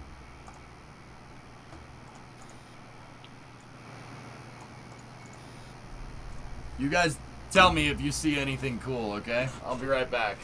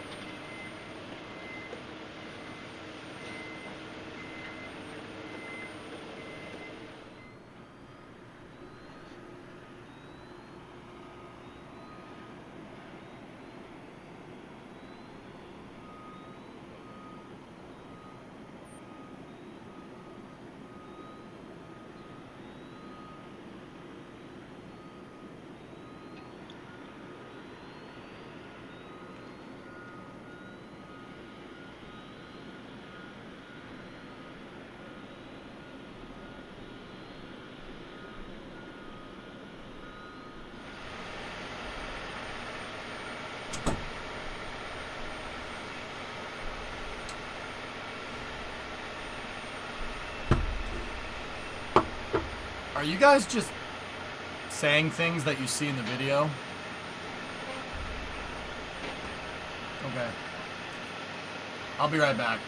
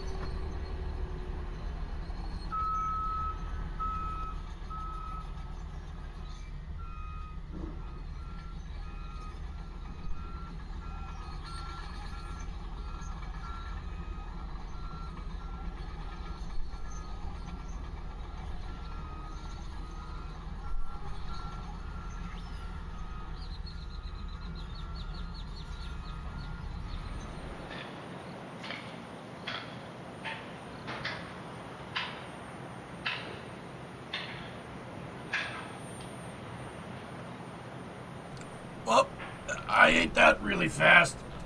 Okay. Oh, alright. I'm alright.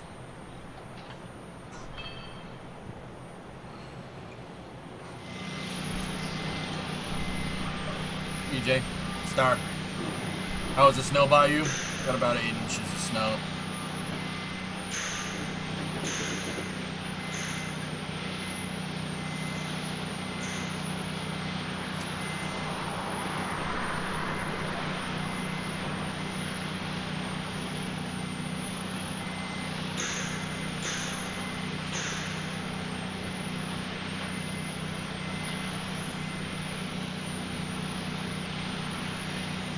Water.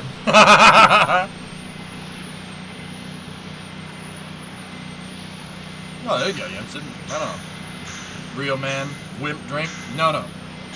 Real man. Drink White Claw. Well, EJ, you cannot have the drink. Steering wheel! Alright. Hang on a second, fellas. I'm gonna bag up, just make sure. What's that guy up to? Is this Bostonian Loncaro? No. Oh, there you go. There you go, Jensen. Nice.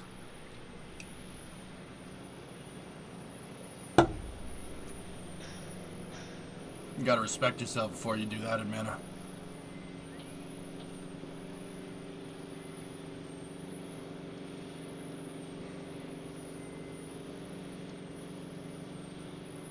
I'm wondering what that plate is for. Just wanna say for a second that this homie just hanging out here, that's like 200 feet off the ground.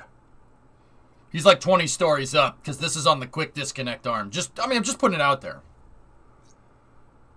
Oh shit, nah, they both got harnesses on. You can see their harness belts. Dude, like, I'm pretty lax about safety. I would have a harness on. Oh yeah. I've been on top of rocket launch pads with no harness. That's not, yeah, no. And I wasn't even in a place where you needed one, and I was like, yeah, I'll take one, that's fine.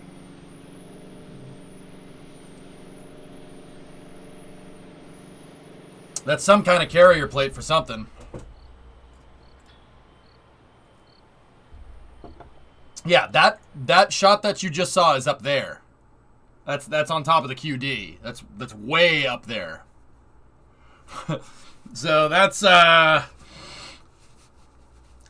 long way up. That's a real long way up there, boy.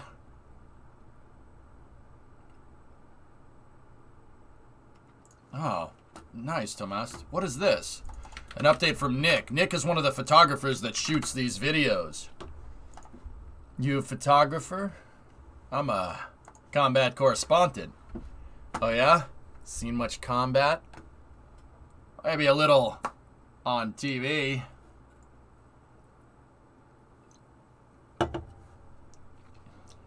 Yeah, stoppers. That's what that plate was for. That was the plate that the dude was installing. That doesn't look to be part of the stabilizer. Wait a minute. I need to see another close-up shot of this. Let me see if there's any shots like that.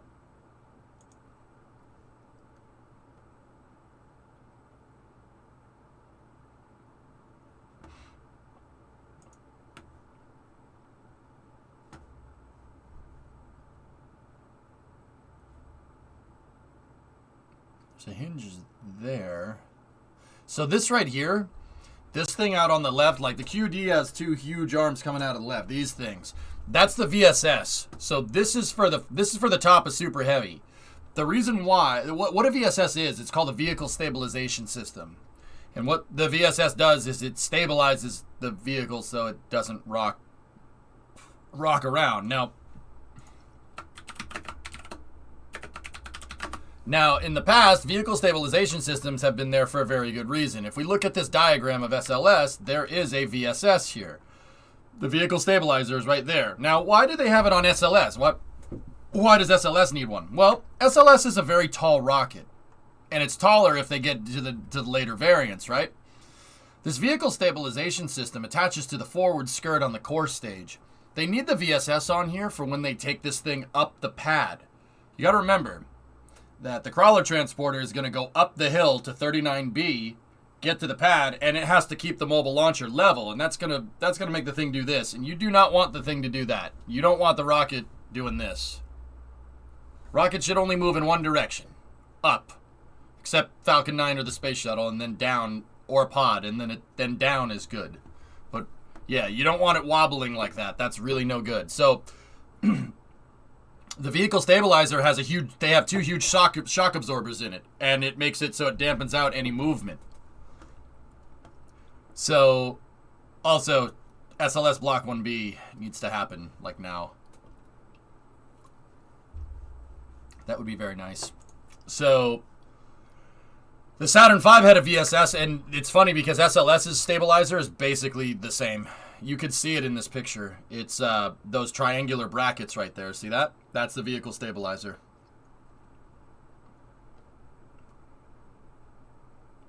So that's what that's what this thing is. That's the stabilizer. Now, I think that this has the stabilizer so they can keep the first stage still, Like, they don't need to move it anywhere. Once Super Heavy is on the pad, it's on the pad. I think they have the stabilizer there, so they can hold the top of Super Heavy in place so they can put Starship on it. That's why I think the VSS is there. And it makes sense to attach it to the fueling arm, the quick disconnect fueling arm for Starship. Like, right? They're right there. The umbilical for Starship's at the bottom. Might as well. It's right there. So what I'm wondering from Nick's picture here, no, not that one. No, not that one. Not you. All right, let me look at Nick's picture here. I'm wondering, do these move? Is that articulate? Because it looks like there's a hinge right here. Does this thing actually move in as well? Is this all one assembly? Because I'm looking, you'd say no at first, right? This probably just pushes up at the rocket. But you got to remember, if this thing is pushing, if the quick disconnect rotates, it rotates out of position, right? That thing's not going to be in this position when the rocket launches, because the rocket's going to go up and it could hit it on the way up. You don't want to do that. Just like how SpaceX moves the strong back out of the way, right? So this system right here is going to need to have some type of retraction mechanism. The quick disconnect's going to, especially if it's conic like this, because if the rocket's right here, the quick disconnect can't move, it'll touch. So it needs to be able to retract and then move. I'm trying to figure out how it's going to do that. And I think I got it. There's hinges right here. See that? There's hinges right there. And I think this whole thing kind of does this. As a follow-up, what grade is the incline? I think it's like a 12 or 13% grade, Kuro, but I could be pulling that out of my tail. It's not steep for you and me. An airplane could land on it, no problem. Like, if you had a small enough airplane. Like, you could land on that slope. It's pretty close to flat. But once again, when you're carrying a 30-story building worth of rocket around and a 2,000-ton mobile launcher with that rocket, yeah, that's a big deal, right? Are the BOLE boosters the mythical advanced boosters for Block 2, or are they just a replacement for leftover STS casings? Yes and yes, Pigzig. The BOLE program for SLS is a replacement program. That's what BOLE means. Booster obsolescence and life extension. So it's basically new SRB casings. However, the new SRB casings are Omega first stages.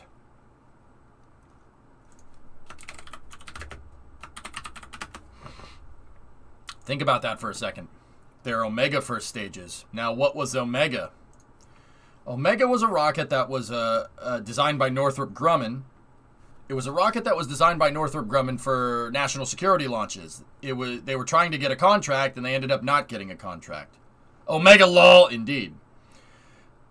They were trying to get a contract, and they didn't get it. Omega rockets basically would have used space shuttle booster technology to make a 3-stage to orbit lifter.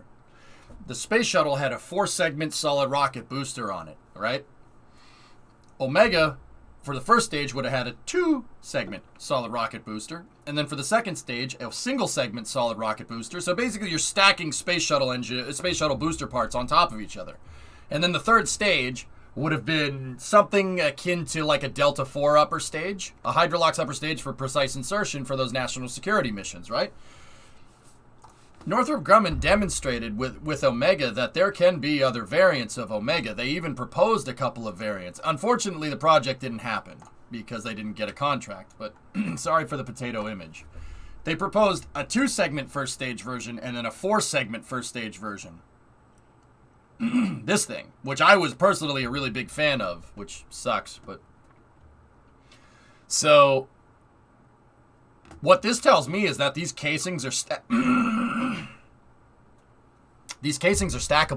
So you could have a 2-segment, or a 3-segment, or a 4-segment, or a 5-segment. 1, 2, 3, 4, 5. I agree. Omega would have been really smart, Vasya. They should have just made it anyway.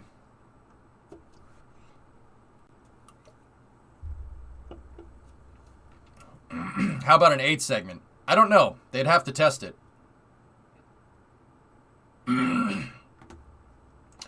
So what does that mean? So, okay, great. They're making more shuttle casings. You can stack shuttle boosters on it. How is that any better? Is it just the same thing over and over again? No. The cool thing about the Omega boosters is that instead of them being steel, like the Space Shuttle boosters, the Space Shuttle boosters were steel casings. Omega boosters are carbon composite casings. They're way, way lighter. Way lighter. So an SLS, through the, what's the name of the program? SLS, like, not NetMeg or something? I forget what it's called. There's a weird acronym for it. Through the draft proposal for future Artemis missions, right, the BOLE program has to go into effect by Artemis 9, I think it was. And keep in mind, this was just an RFP. It was a request for proposals. I don't know if this is happening, but that's what it said.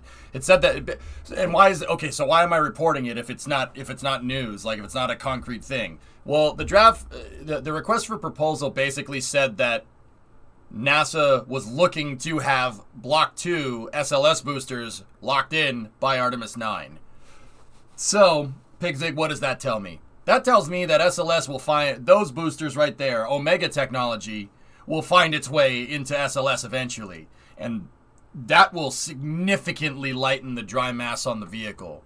You will have much lower dry mass, and that will increase SLS's payload capacity a lot. Yeah, a lot. We're talking like an extra 10 tons of mass saved here from this booster design, which is actually pretty freaking cool. Yeah. So Pigzig, is the BOLE the Block 2 boosters? Yes. Yes, pretty much. At least that's what NASA wants to do at this point in time. It could change. I don't know.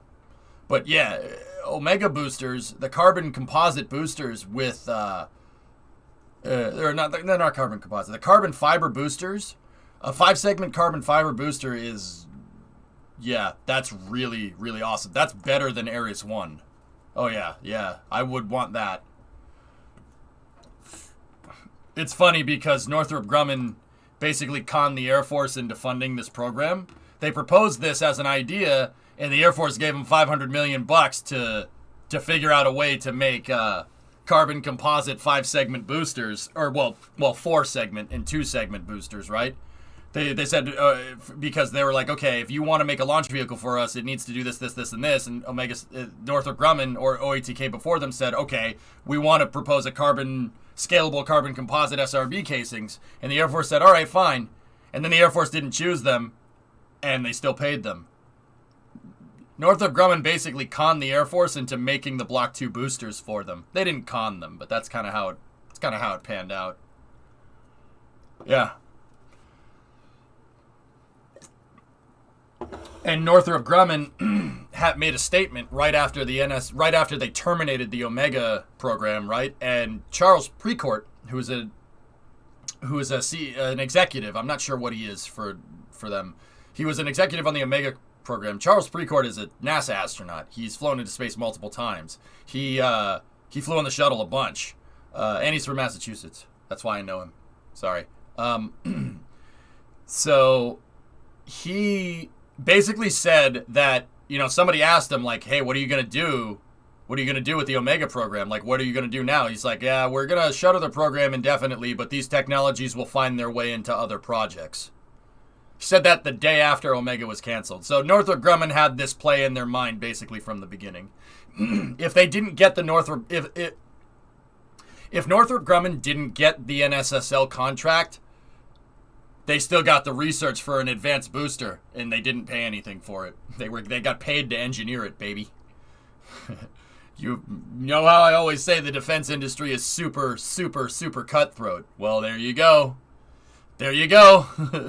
That's how it be. It do be like that. Hey, if the Air Force wants to pay $500 million to give NASA better boosters for SLS, I don't have a problem with this. Good on you, Northrop Grumman. You guys are all right. Right? Like, should we be mad about this? Like, I don't think we should as space fans, right? Like, how the heck are they going to suspend the vehicle from carbon cases? Carbon's stronger, dude.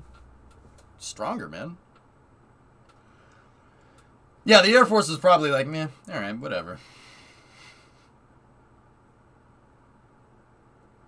Did you see the full speed test of the BQD for the booster? The BQD.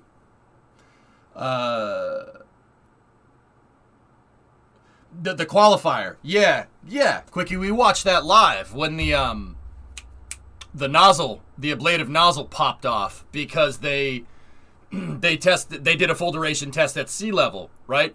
And the nozzle was actually semi-vacuum optimized and the nozzle exploded. Yeah, I watched that live. I went, oh, no, that's not good.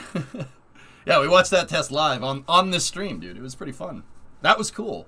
I didn't know what happened, and then Northrop Grumman the next day were like, yeah, it's partially vacuum optimized. And I'm like, oh, okay.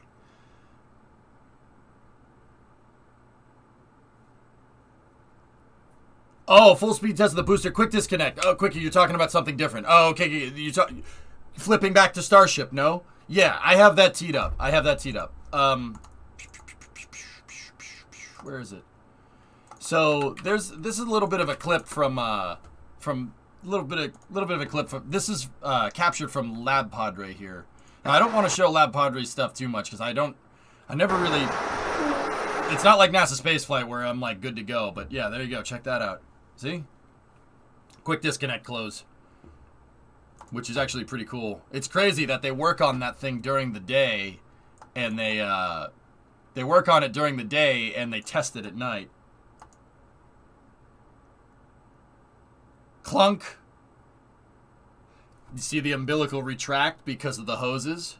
The hoses on the back move backwards, so the umbilical goes into that hood and then the cantilevered cover just clunks right into position.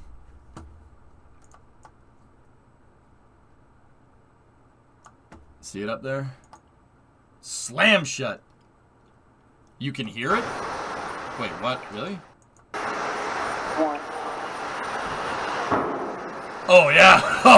Oh, my God. You can. Yeah, when I say that thing slams down, it slams down enough to make a noise that sounds like a gunshot. Damn, dude. Yep. Yep.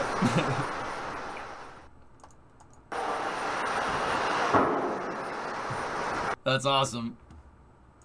Yeah, we won't be able to hear that when the rocket goes off, but that's still cool. All right, back to the Starship vid. Let's see what else we got.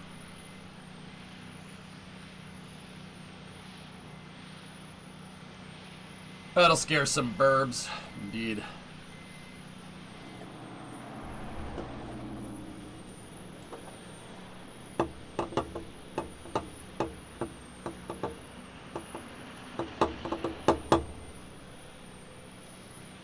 Yeah, that guy's installing the plate right there. We just saw that, so let's go over here. This is where we left off.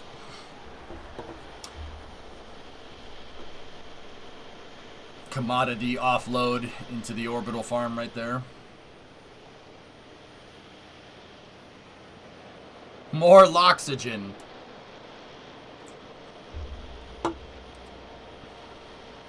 Nice Peterbilt. Kind of liquid oxygen because of the way it is. It's pretty neat. I try to offload commodities 1 to 2 times a day. I would not call it that, but alright. Ooh.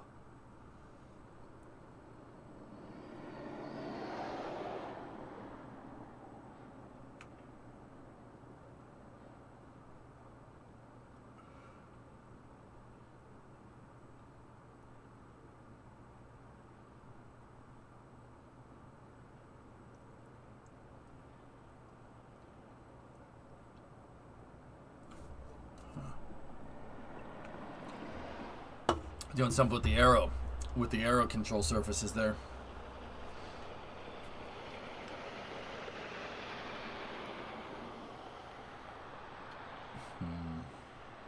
That shot was up here, by the way. It was over here.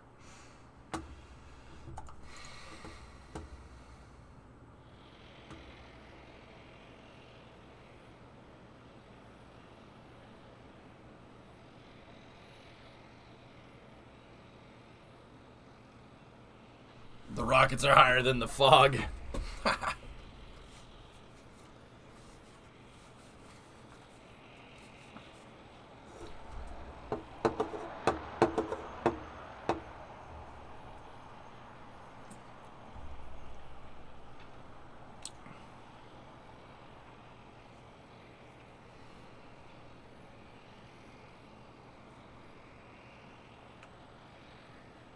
Yeah, right. Shado. For real. I know what's going on in this, but that still looks strange to me. And just pull the ladder out of the side of this rocket. No problem. White Claw? Yeah, real men drink White Claw.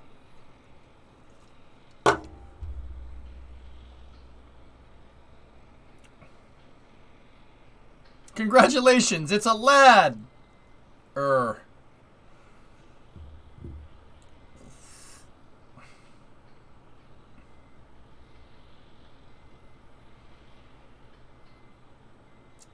Is he gonna close the hatch now? It's an inward opening hatch. The door opens inward. So when the tanks pressurize, it pushes the hatch up against the outside skin of the rocket and it seals.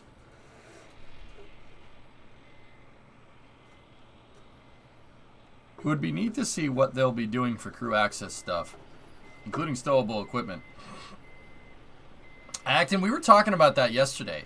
You know, people ain't going to be flying on Starship for a little while. But when they do, how are they going to get people up there and then into the ship? How are they going to get cargo into the ship if Starship gets caught by the tower?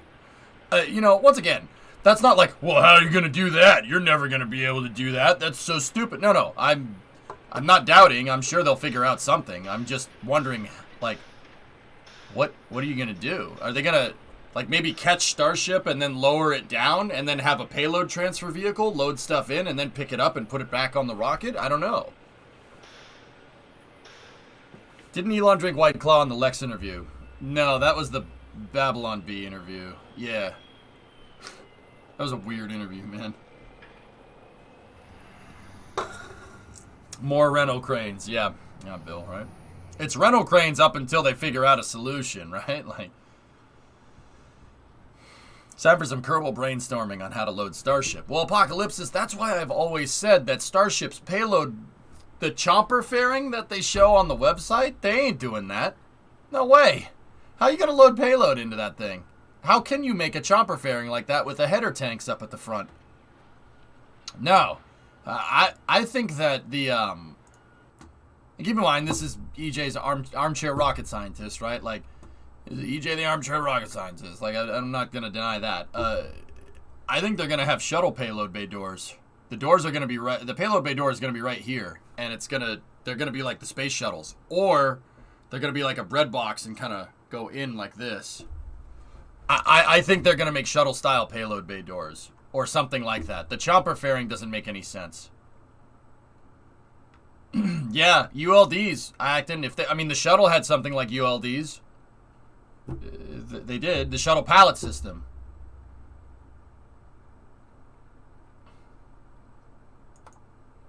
Oh, jeez, Yarg.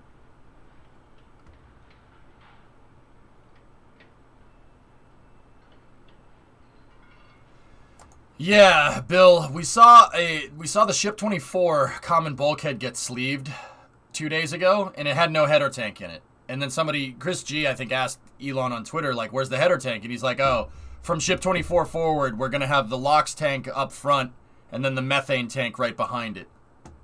So there's going to be double headers up at the front. Double headers.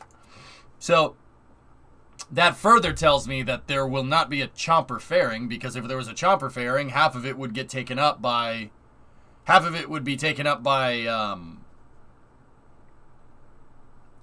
header tanks. So that means the payload bay is basically from about here to about here.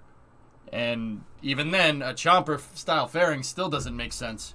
It makes much more sense to open up the doors like this and like this, not like this. Do you think they'll catch it? Jenny, I've been saying that SpaceX will catch the booster on the second try. I do not think it's going to work the first try. I think they'll get it on the second try, though.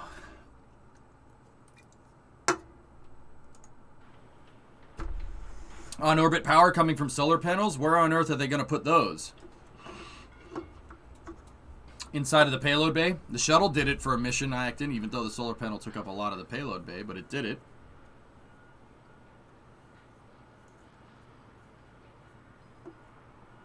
More engines in the rear means more mass. I learned on Twitch that means center of mass shifts, so more stuff has to go up front. Who taught you that?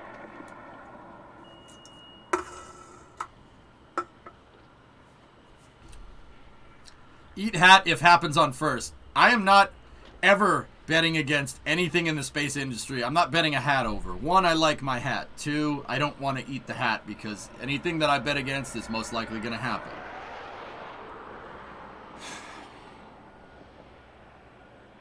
How much damage do you think is going to happen to the arms on the first attempt? I don't think that's the right way to ask that question, Foch, to be honest with you. Okay, you got to think about it. So think about this from SpaceX's point of view, right? Think about it from their point of view. You're going to try to catch that with that. I talked about this a little bit yesterday, but you're going to try to catch that thing. That's a 20-story building with those things. Elon himself has said that something's going to go wrong. They're not going to get it on the first try. But there is a probable outcome. A favorable probable outcome is one of the paths that they could take, meaning that they could succeed. They might be able to do it. There's definitely a way that it could work, right? Which is what I've always said. I've said that, yeah, you could catch those things. It's going to be difficult, but you could do it. So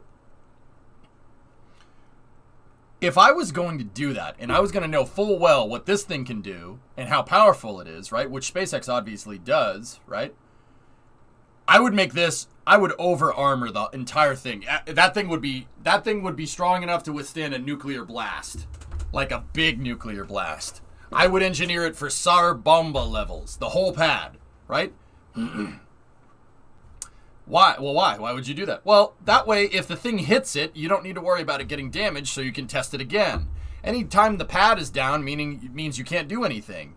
Operations are gonna go down, right? Like, they can't have downtime on the pad. A company that launches things into space can't lose the launch pad. So, Pacha, I don't know if anything is going to particularly get damaged, but if I had to guess, I would guess that this entire thing is built to withstand a rocket hitting it.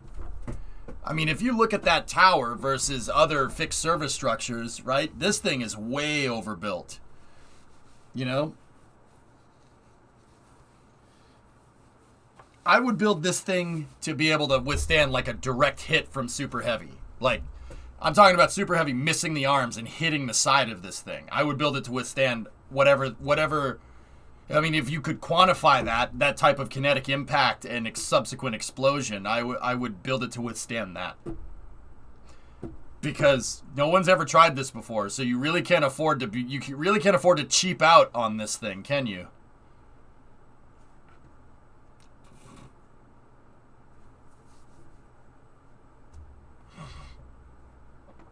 What about a paper hat? No. Yeah, they might do a soft landing. Yeah, maybe. Do you think they will hover test the boosters or they'll just start going for it?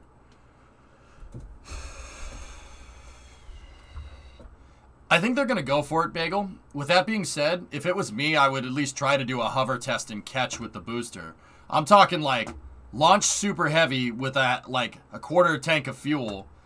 Get it up grasshopper style, and then try to bring it down and softly land that thing on the catcher arms. That's what I would try to do. Yeah, I don't know. I mean, but then again, if you're going to do that, you might as well launch something with it, right? Like, you know what? That doesn't make any sense. Because if you're going to try to launch and catch and land this stupid thing, what's the difference if the booster just goes up, hovers, and comes back down versus if it launches a Starship? If you're going to pay to launch that thing, and you're going to pay for the operations to launch that thing, it can't be that much more getting Starship into space, can it? Operations are not the expensive part. The expensive part is development for making these things. Flying them costs nothing. That's the easy part. With little return on data. Yeah, that doesn't make any sense. I don't know, Yarg. How about I'll just say, I didn't think it would happen and it did. Can it just be that? Dent, what's going on? I'm sorry for asking this, as I might have been asked a lot, but I haven't followed the latest evolution in Starship's program. When are we likely to see a test? I get asked that on the daily, Dent. Don't worry about it, dude. No problem. People are curious, and that's a good thing. Net March. No earlier than March, dude. Yeah, it's going to take a while. So, I've noticed from some pictures from RGV aerial...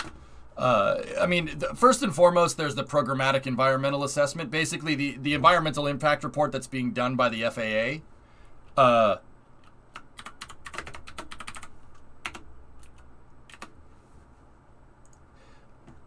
That is delayed until the 28th of February. They extended it because there were so many comments, right? Now, okay, here's the other thing. This is a picture from RGV looking down at the orbital tank farm. All right, what can you tell me? Like, okay, I was staring at this off the stream the other day. What can you tell me here? I'm noticing some things. Okay, this what you really need to know GSE to understand what you're looking for here. The long story short, that heat exchanger is hooked up. It's hooked up. See all these gray pipes right here? That heat exchanger is hooked up. That heat exchanger is not even finished. That's what it's supposed to look like, right? And you can see that there is even mounts for more heat exchangers if they need more fuel. This is the heat exchanger and the HVAC system for the liquid oxygen. The LOX tanks are over here. If you look at this picture, this is the most recent picture from RGB. Look, those heat exchangers aren't even finished. That's the methane heat exchanger. It's not even close to being done. You could see the spots where these pipes will attach. It's not even close to being finished. It's not even close. This pad has a little ways to go. Look, there's scaffolding everywhere. You see down here, there's a bunch of dudes working on this side of the pad, and they're working on the electrical room. This is the conduit house right here. That's where all the electrical comes in for the pad. All the electrical commodities are over here. If you're wondering why I know this, I read way too much about it. There's a blueprint for the pad floating around on the internet that they had to disclose as public information somewhere. So yeah, that's what I know why. That's how I know everything here does what it does. Like, and another strange thing to note. This is just a weird one. What are these? These weren't in that original blueprint design. That wasn't there. I don't know what... I think those are more methane tanks, because we know that we've seen trucks here with this thing. See this pipe that kind of goes around the berm over here? We've seen trucks that are carrying liquid methane in the NASA spaceflight videos fill this up. So that's a methane filling area over here. So those are methane tanks. Why did they add more tanks? One of them is smooth, yeah. Mm-hmm. Aren't the CH4 tanks up to code? I don't know, Trog. I'm not sure. I haven't really heard anything regarding that since it was mentioned. But I do know that the methane side of this pad is not finished. It's really easy to spot. It's definitely not finished. Look at all the scaffolding. Look at everything. There's a bunch of stuff over it, and it's not... There's an attachment in pieces for like all the pipes and stuff right here. See the attachment points? I would only assume that this pipe and these heat exchangers are symmetrical, right? That's what makes sense. So you should see a pipe that elbows around here and goes down, coming from this side and doing the same thing, but it doesn't. And they also have more methane tanks over here. So I'm not sure what's going on here. The point that I'm trying to get at, I don't know what's going on with the methane side of things. Maybe because they extended Starship's design, they figured out that they needed more fuel. I have no idea. What I do know is that that's not finished. That's not finished. And I know about building launch pads. I know I built launch pads in KSP. That doesn't count, right? Like, I get it. But how much more work do you think is left here? We've watched this pad grow from this over here to this, and we kind of can get a good indicator of how long it takes to make a launch pad, right? you know, it takes about a year to make any type of launch pad for any rocket. There's a lot of stuff that needs to be tested, and especially with this thing, because you're catching the freaking booster. It's a complicated piece of equipment. So the point that I'm trying to get at is that even if the FAA did delay it, you know, they delayed it until the end of February, that's fine. SpaceX can't launch tomorrow. They're not going to launch tomorrow. This isn't finished. This pad is not finished. Not even close. You're fueling them. You're fueling commodities and your heat exchangers for everything. None of it's hooked up. None of that is hooked together. So, and then we know, I think the fuel lines, the liquid oxygen and the methane go down here. They go through here. And then they go like over here, and then they pop out right there. See right there? There's the fuel lines. There's the double fuel lines. They pop out right here. They go around and up into the quick disconnect right there. There are a lot of boosters in this picture. Yeah. Yeah, that's right. Are the fuel farms usually that close to the launch pad? It looks really close in that picture. No, Mile, not generally. SpaceX is certainly working in a little bit of a confined space, but I think that's why they built these huge berms here. So if the rocket misses, right? If the rocket misses and blows up, it'll deflect the explosion away.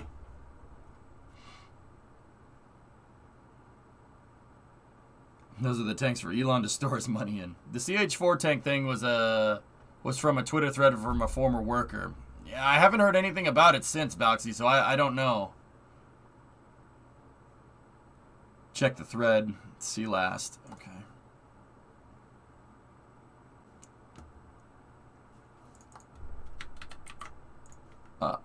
Yeah, Boxy, I'll look at the thread.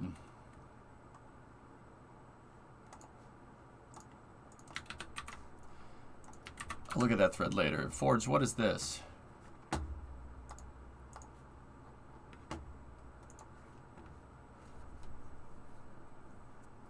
Yeah, Jim, I don't know. Maybe. Dongfang Hour. And we now have the emergence of, wait for it, Hi Starlink. A company developing laser communications technology. The company was founded in August of 2021, but only recently went public with not one, but two funding rounds.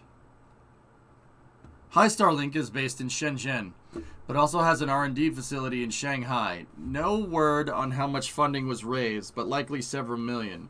The company plans for on-orbit technical verification in Q1 2022 and satellite-to-satellite communications test by the end of the year.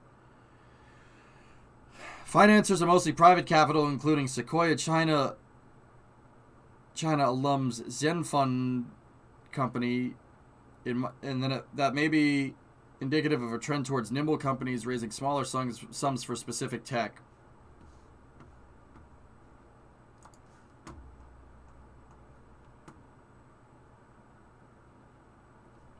Later, we're literally speculating about the tanks.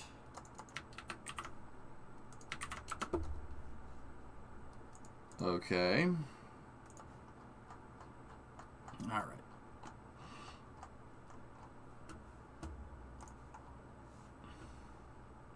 Who is this man?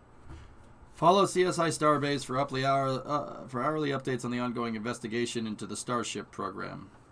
Okay, what is this about? Hey, Starship Addicts, I have a feeling that a lot of you have heard various things here and there about the possible issues with the orbital tank farm at the Starbase Launch Complex. Check out this thread if you want the full story, starting from the very first signs of trouble.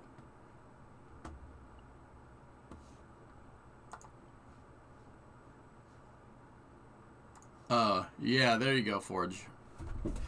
This is a break from my normal style. I'm going to tell you a story. At the end of May 2021, I took my first trip ever to Starbase as a treat to myself after quitting my job as an engineer in the oil and gas industry.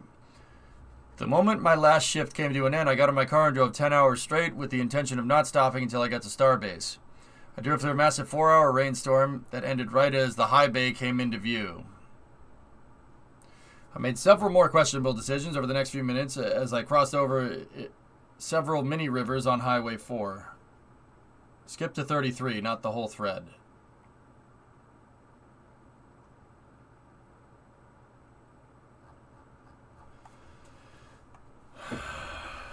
Okay.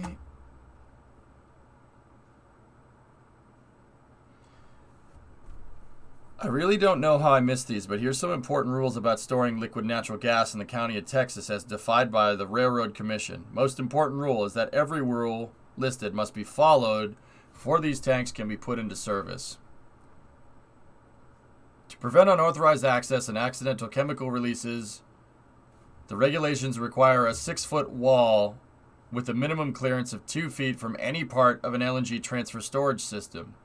It looks to me like we have a bit of a problem here.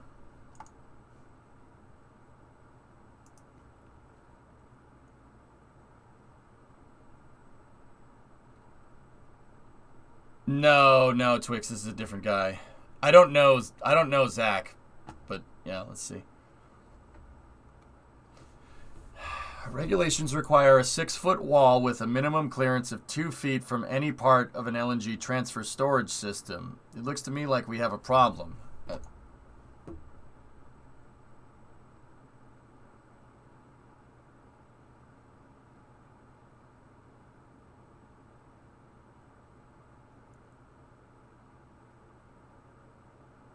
Well, it's liquid methane. Liquid methane is I think it's classified as LNG, Gafflake, but I could be wrong.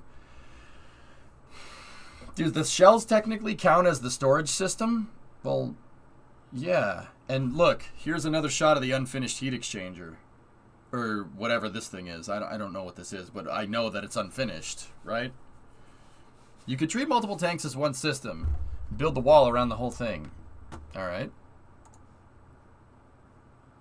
In addition to the NFPA, stationary LNG containers and piping shall not be placed in the area directly or beneath, above an electrical transmission distribution or customer service line area 6 feet to the side. Well, this is awkward.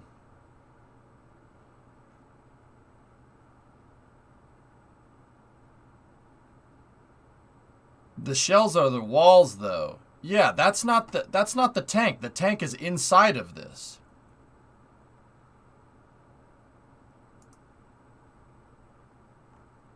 But then again, this is it specifies LNG transfer storage system, meaning that the tank is part of the system. So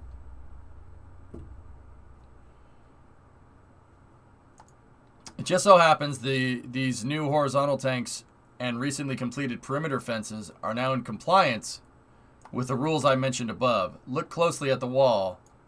Its proximity to the new tanks and the fact that all the CH4 transfer pipes are on the inside of it.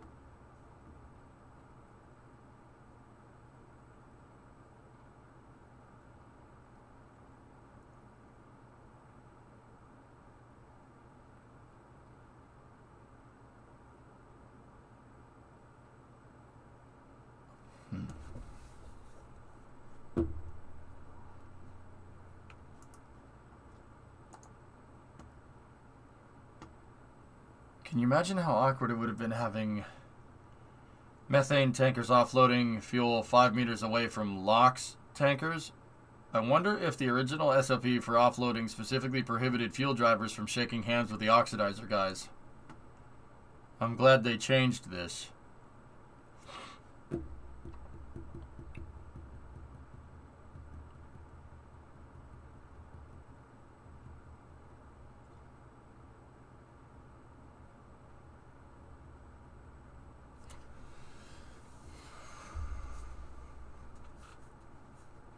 I mean, that would explain why they moved more methane fueling areas over here. But, see, that's the thing, guys. Like, okay, when did Zach post this? Just offhand. I'm not saying he's wrong by any means. That sounds right to me. This was, a couple weeks ago. Okay, idiot question. These tanks have been there a lot longer than 2 weeks, and that methane fueling system has been there since November. I remember saying, why are they moving methane over there? I remember asking that question. So, Look, if these tanks just miraculously showed up, I'd be like, okay, that's a little strange, right? They miraculously showed up like a couple of weeks ago, but they've been there for months. Those two big boy tanks have been there for a while. And then this methane fueling system has been there for a while as well. And once again, I ain't saying that Zach's wrong. That sounds right to me. But the point that I'm trying to make is that SpaceX knew about this.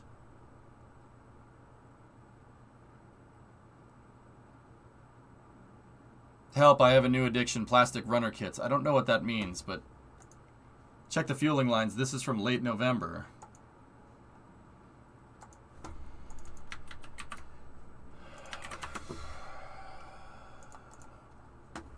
Who made this picture?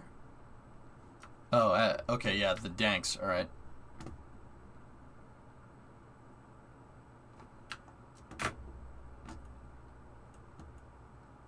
Oh, like Gundam kits. Oh, okay.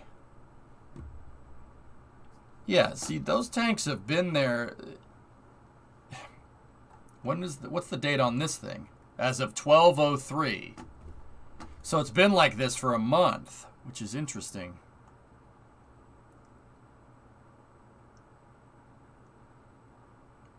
I mean, SpaceX would probably know the regulations.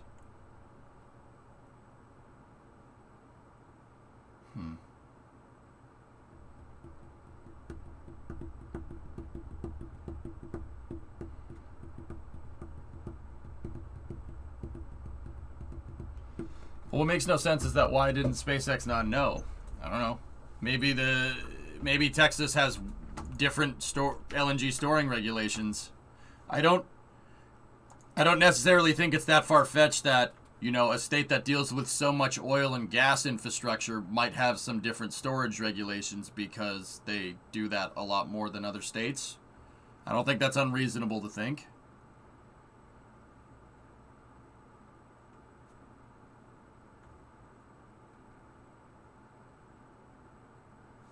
As I said, he's confusing GSE 7 and 8 uses. They're not CH4, so his points are moot. What? What are you talking about? Of course they are.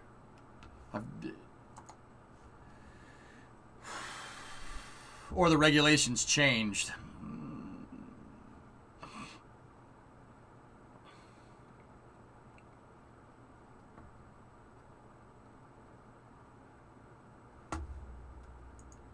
If the statutes thing was actually a real problem, I can imagine Texas could fix it very quickly by amending spaceflight activities exempt.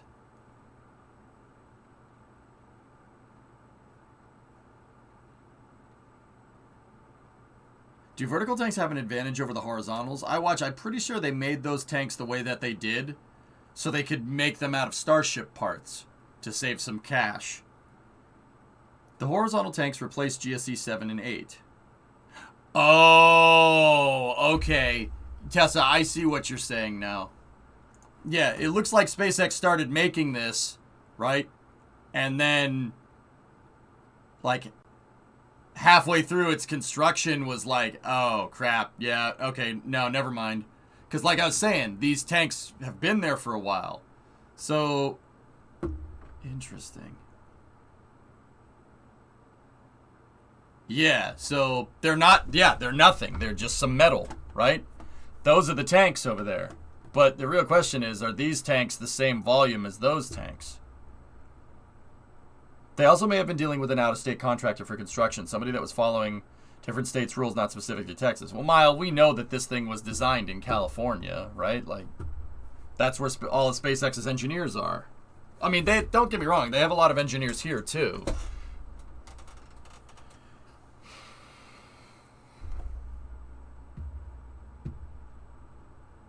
I think they would have done their due diligence on that, but something that you never know.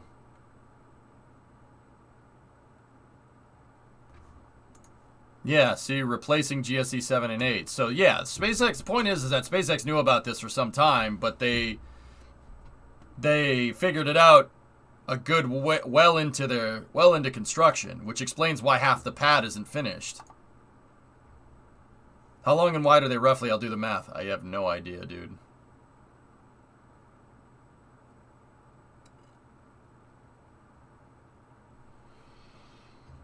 Yeah, boss, yeah, I gotcha.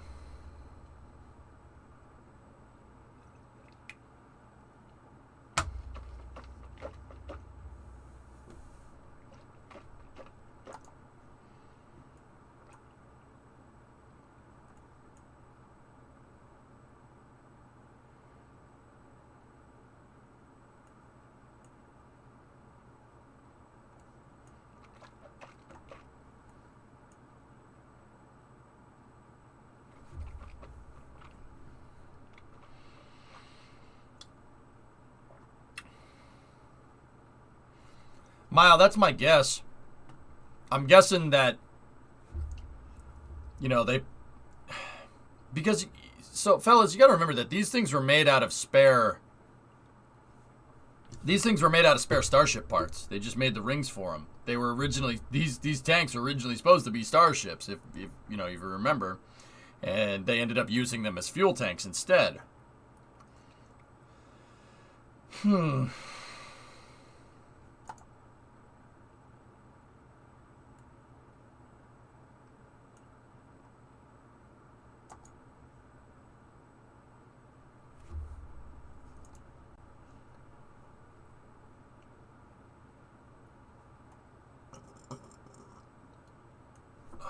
Boil-off buffers. Smart.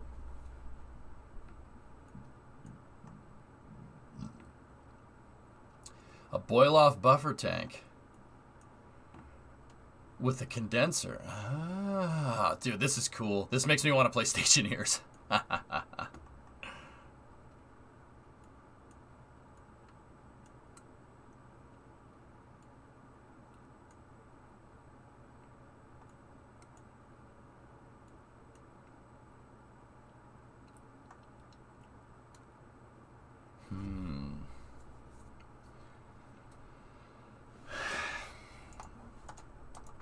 Interesting. So, well, okay, now I'm curious. Now I want to read what else Zach has to say. I still have my fingers crossed that they shaved off the paint on the welds of the water tank. That the shaved off paint on the welds of the water tank means they're going to be adding compression bands around it one of these days.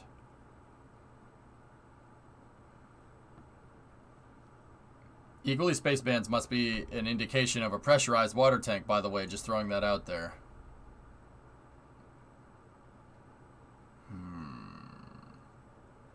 Roughly speaking, the horizontal tanks are at least 8 meters in diameter, but appear easily 20% longer than GSE-7. I'd say it's about even volume and maybe even lightly more.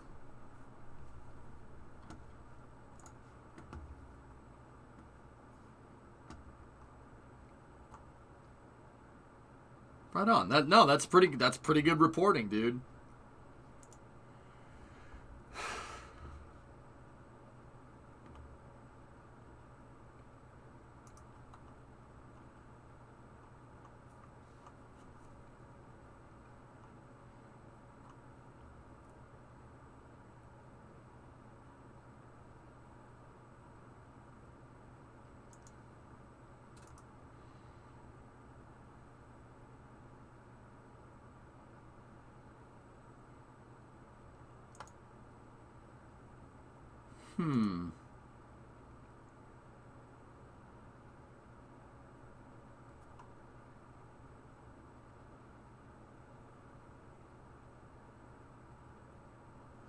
They wouldn't need compression bands if they're in a vacuum, right? They would need to be on the inside of the shell. Yeah, I don't...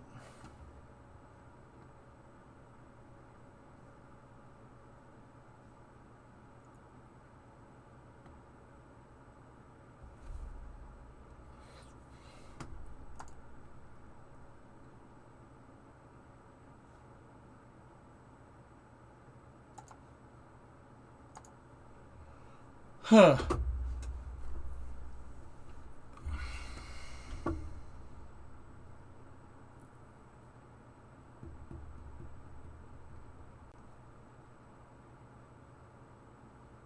So, okay, fellas, well, that's pretty good reporting by Zach, if I do say so myself. Good on that guy. That's really cool. I like that kind of insight. The specs and codes are something that, yeah, that needs to be followed. You don't want to piss anybody off, because that will. or an explosion could happen. Yeah, you probably don't want that either. So I think the overarching point, going back to what we were saying, is that, look, the pad, it sounds like them retooling the methane system for the pad is going to take some extra time, which confirms kind of what I was thinking. The pad isn't finished. It's not even close to being done. And now we know why. It's not close to being finished. The commodity fueling systems are not hooked up at all. And now we, well, at least we had a kind of a good idea as to why, I would guess.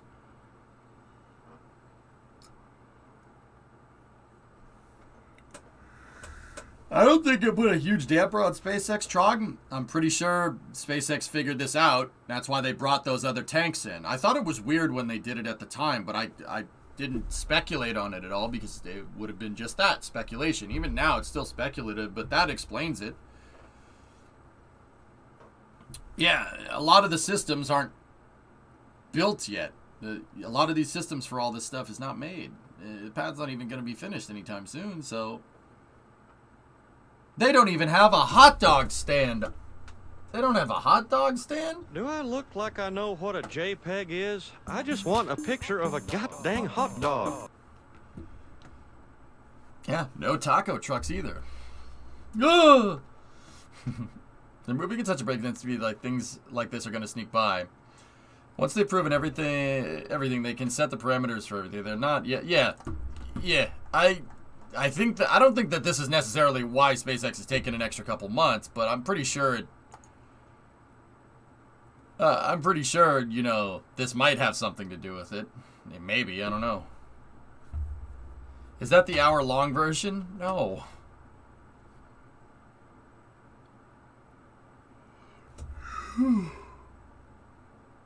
Ooh, okay. Ooh.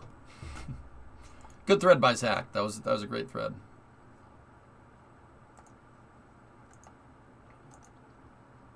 It's interesting.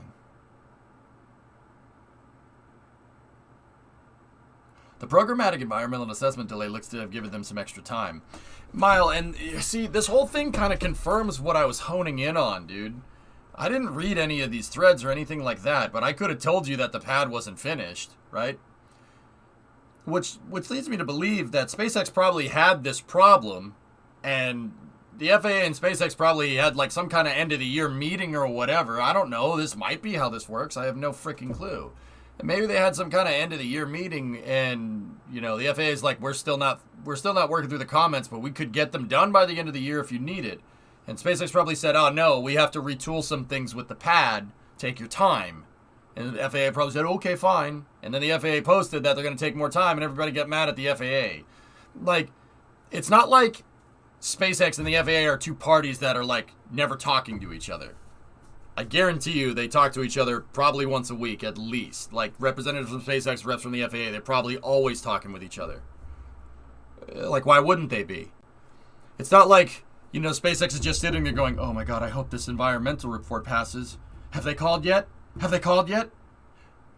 That's not how the real world works. It doesn't work like that. So I'm pretty sure one is correlative off the other. The FAA said, all right, we'll take our time with this comment stuff so we don't work our workers to death, right? And SpaceX gets more time to finish the pad. Like, that's too convenient to not be correlative, right?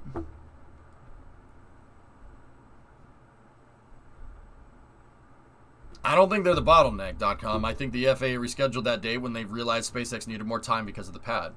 Just a theory, though. Yeah, that's what seems right to me. I don't know for sure.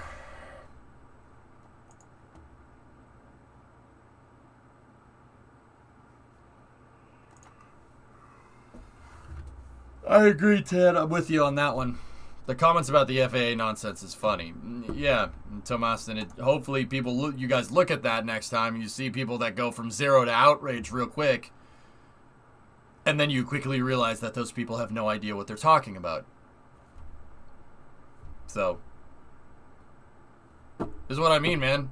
The more and more I learn about aerospace, spaceflight, regulations, rules, stuff like that, is that somebody that understands the rules, like if you make a mistake, they're like, oh yeah, okay, we didn't get the fueling right. Well, we'll just use regular tanks because we want to fly starships more. Like we don't want to take apart the whole damn pad and put it back together. Screw that. The design is no good. Even if we replace the tanks, the design's bad. So let's just add more tanks off to the side that are within spec and keep going. That's how normal people deal with problems. That's how a company like SpaceX will deal with the problems. Oh, okay. We can't do that? All right, we'll find another way to do it. No problem. You know, the folks that go from 0 to 11 Or the people that have no idea what they don't even know what they're talking about. Screw the FAA! I am memeing. So, yeah, just take that into account next time you see folks go from 0 to 11 about things. Alright, have fun with that. Memes. I'm tired, man. I shovel all that stupid snow. I shouldn't be complaining, but man, am I... We got a race, too. Alright. We got racing in 2 hours, dude. What else do we got? Is there anything else around for the news? I have those web interactions. I have the web cryo cooler. Any other videos that we can watch? Because I'm out of breath. I'm dead serious. I'm out of shape. It's not good. I really should fix that.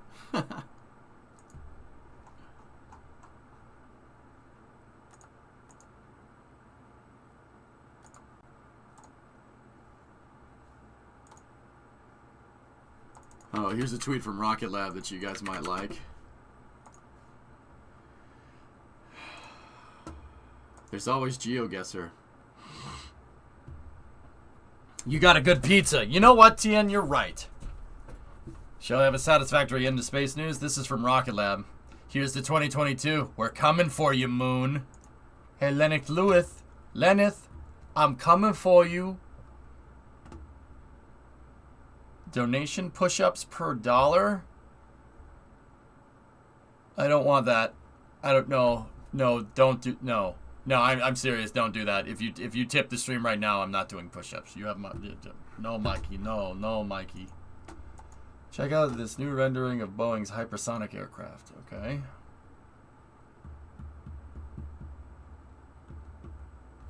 Oh, that's cool. That's really neat. Burpee? Ugh. You're killing me, Smalls! That's pretty cool. That's one of the upper stages. See the liquid fuel oxidizer tank and then the helium tank right there. Simple. Pressure fed system. Very neat. Thanks, Rocket Lab. Very cool. Kind of want to go into the James Webb cryo cooler stuff when they get the satellite fully deployed tomorrow, so that's what we'll probably end up doing. Burp out loud into the mic. That is a really good way to lose viewers. Yeah, that's a really good way to do that.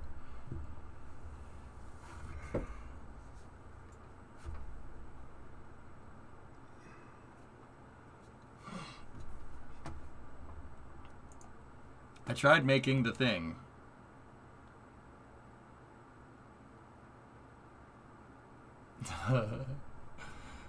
Oh, Predominant, that was you? I didn't realize you coded that, man. That's really cool.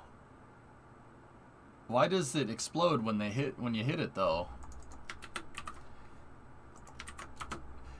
Predominant, that's what we should do. We should create a sandbox game.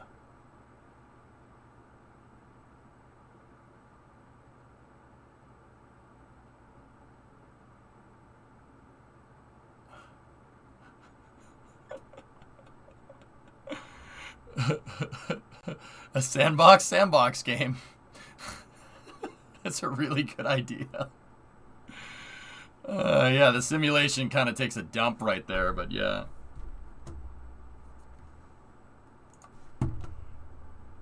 How about a game where you freaking build buildings? It's a sandbox. You like tear down, but with mud. Yeah. A sandbox game with actual sand. Have you tried the beach? What? That seems like a good way to turn a computer into a space heater. So, did you hear that NASA James Webb Twitter account blocked the moon, Earth, and the sun as a joke? Yeah, we showed that on stream a little while back. It's funny, dude. Great meme. What if they combine Mud Runner with MSC? That would be cool, actually, Enco. A game where you have to build a four-wheeler. That would be really freaking cool, actually. I'd play that. I'd play the hell out of that. Clearly not optimized, hence lag, but it could be something interesting. Yeah. Yeah, Phenomena. That's, dude, yeah. That's a cool idea. Sandbox game. Will it then be modular or vanilla sand? It'll be coarse, rough, and it will get everywhere.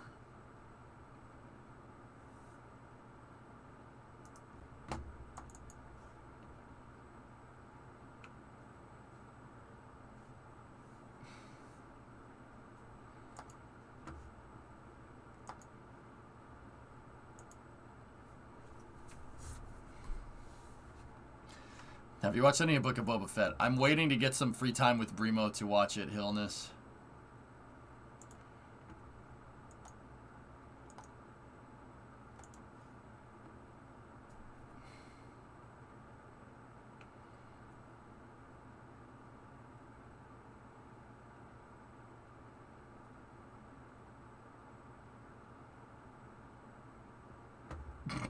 Yo, fellas, this just popped up in the feed. You guys know how I have a thing about taking trucks, taking like pickup trucks and lifting them and giving them tires with big rims, how you're literally taking all the utility out of your utility vehicle? You guys know how I always say that? Well, here, I give you this.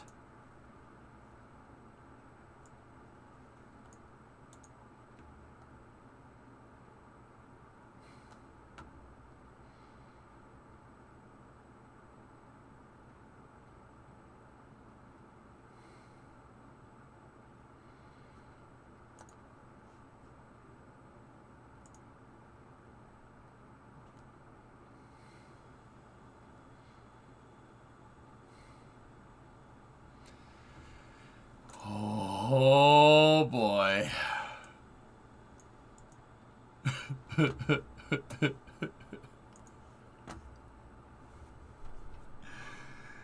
Oh my god.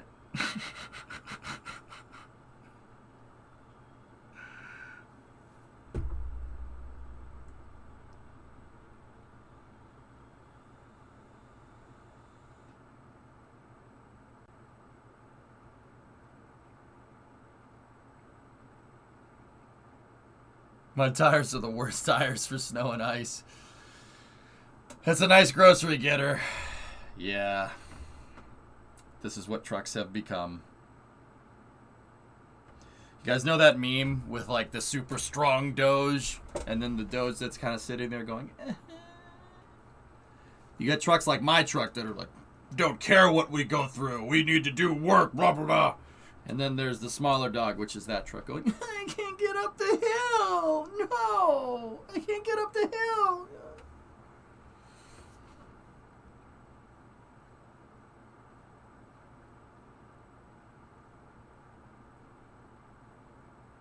To be fair, though, where's that at? Is that a part of the U.S. that doesn't usually get snow? Let me tell you something, drummer. We don't get trucks. There's no trucks like that up here. Don't exist. People don't use trucks like that up here.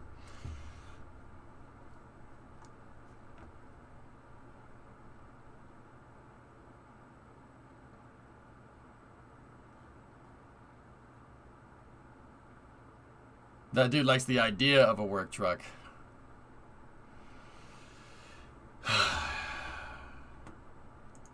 Chevy has the future of trucks covered.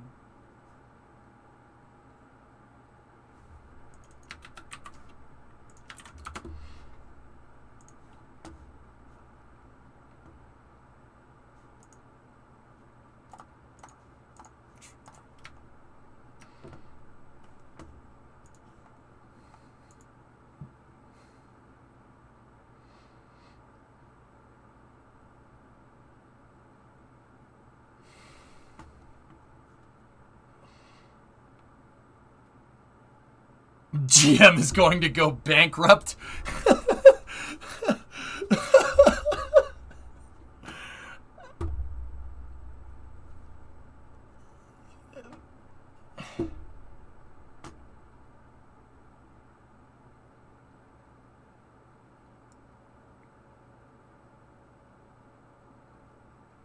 It's definitely not a Silverado, though.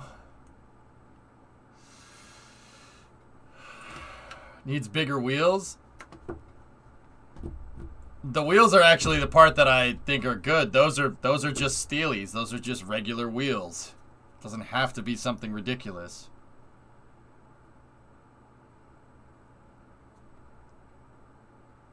I know what the tag shows. Yeah, okay. All right, Hilness. I understand what you're saying. Oh, they colored the E. Oh.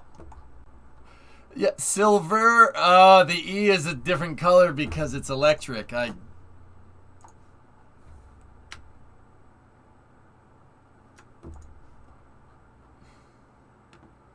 Alright, let me see. Let's see this video.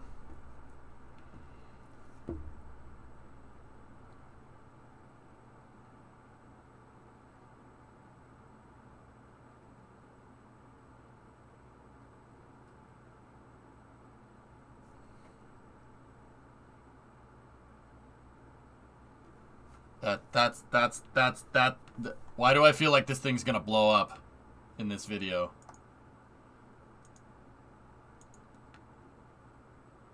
What is happening? I don't understand.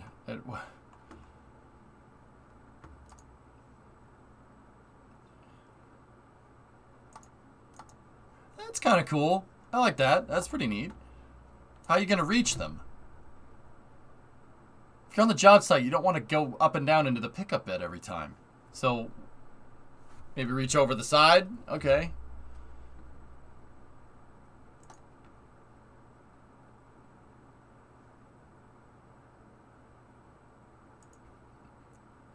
That's kind of neat. That's kind of a cool idea.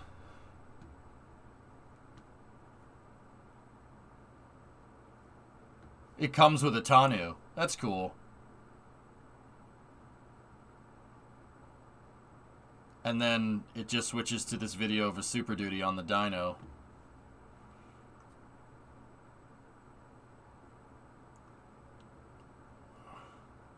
Huh. Yeah. Tailgates are stairs now. Now, fellas, I'll be honest. I don't really use my trucks for a lot of work, per se, right? Like, I don't use it for work. But why do I get the feeling that all the stuff that they're adding to trucks are just more things that can break? Hey, Ismic, what's going on?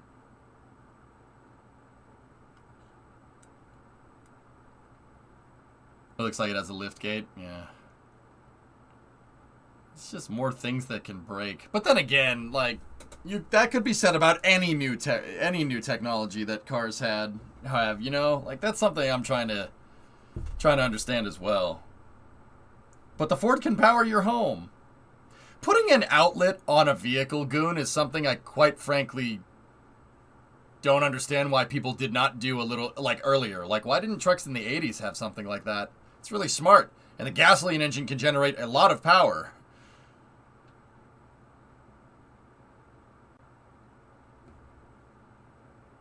The subscription service for your car's features is coming. Buck, if any automaker ever switches to a thing like that, Tesla already does with the autopilot, I will never buy a car from that brand ever again. Ever.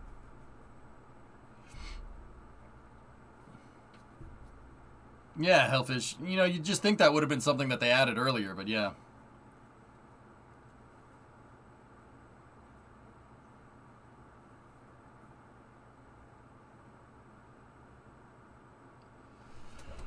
Yeah, automakers that switch to a subscription-based model, I'm never doing that. Yeah, because that means you can't work on it. Just like a game that you pay a monthly fee for, you can't mod that game. Well, you could, but you get the idea. If someone handed you a blank check to pick an EV pickup, your trim and style, which would you choose? Ian, I'd take the Lightning. Well, yeah, I'd probably take the Lightning. You know why? The sole reason, Ian, you can wrench on it. If something breaks, you can fix it. That's the reason. Honestly, if I had a blank check for any electric truck right now, It would be the F-150 Lightning for that exact reason. I love Tesla. I really do. I love them. They're great freaking cars. They're fantastic, and they've changed the meta of automotive design. Like, we wouldn't have got the F-150 Lightning if it wasn't for Elon Musk, obviously, right? Like, I acknowledge that. I don't like it that you can't work on something that you bought. I don't think that's right. You know, you bought it. It's yours. It's not anybody else's. And yet you own an iPhone. Apple does that exact same thing. You cannot repair your iPhone easily. Here we go with the phone things. Yeah, okay, drummer, I'm just going to go ahead and say this. I don't care about phones. I care about trucks. So it's irrelevant to me. I mean, you could say, you have an Apple product. I don't care. Yeah, sorry, man. If you want to be hypocritical with EJ about that, that's fine. Whatever. I really don't give a frick. If I gave a frick about phones, yeah, I'd probably be the same way. But I don't. It's a phone.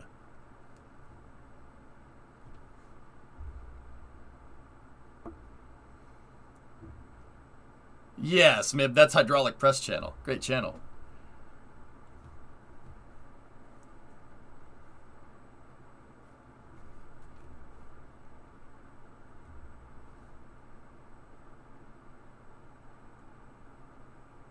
Phones don't require regular maintenance unless you drop them.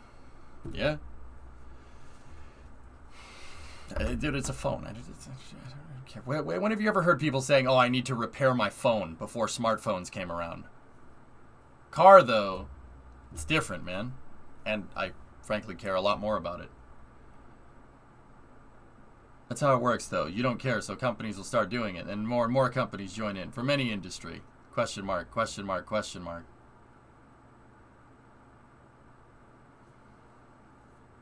No, it's a microcomputer that can make calls. I tried uninstalling the phone app. Great, drummer. Thank you for opening up the phone thing. Now all the weird phone people are gonna come out of the woodwork. I appreciate it.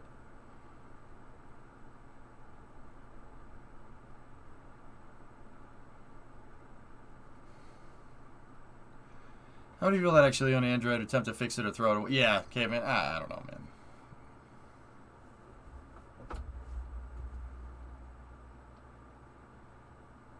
Hello, I heard you like cell phones.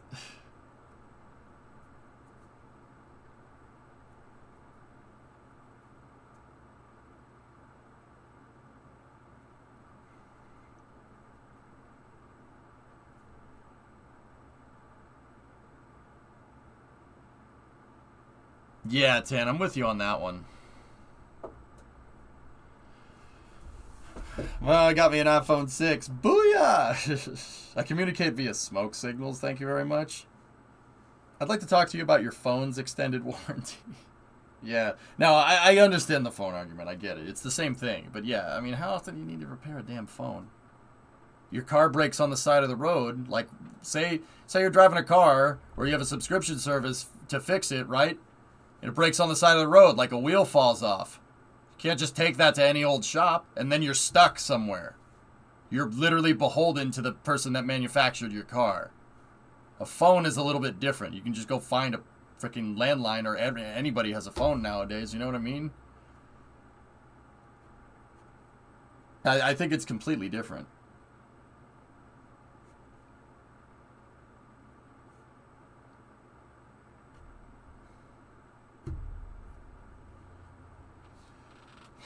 You can get an Uber, yeah.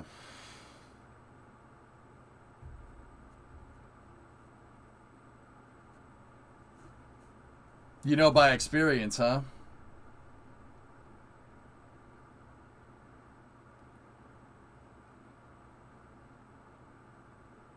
Your phone has a 1 to 2 year life expectancy, unless it's a Chevy or a Ford. A car lasts decades. Yeah, right.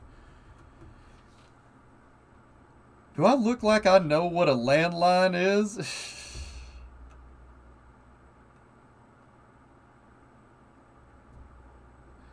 Well, not everybody repairs its own cars. The wheels wouldn't fall off.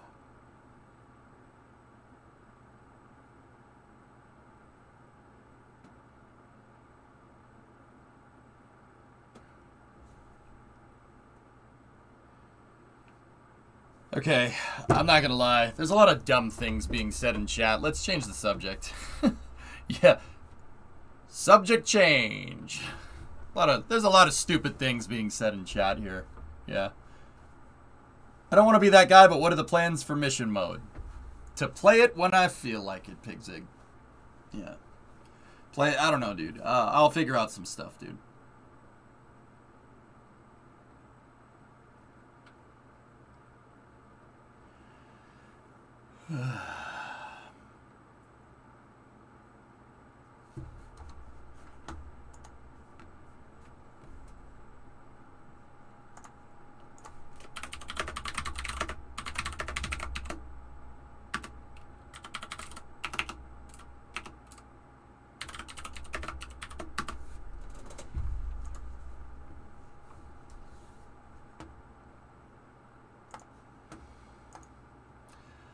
Okay, let me look through and see if there's any other things here.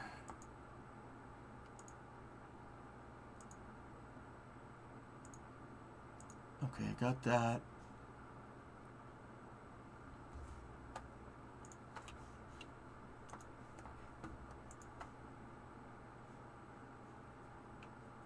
You can't triple step a double stamp.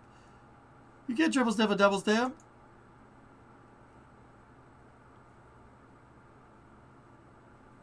All right, guys.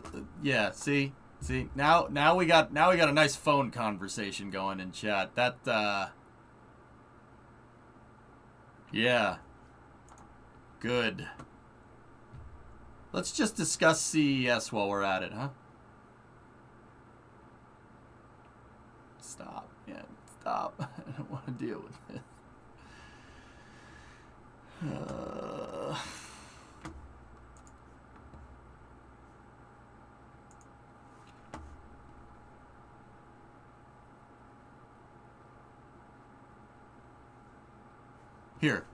Here, look at this.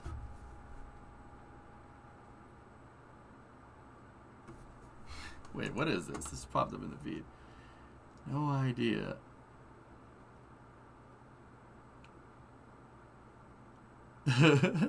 Nice. I don't know what I don't understand what I'm looking at here.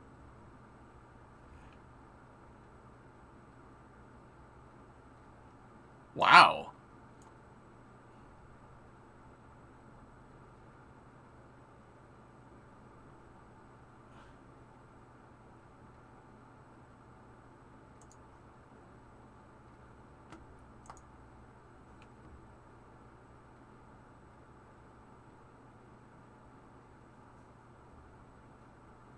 No, not the Twitter comments.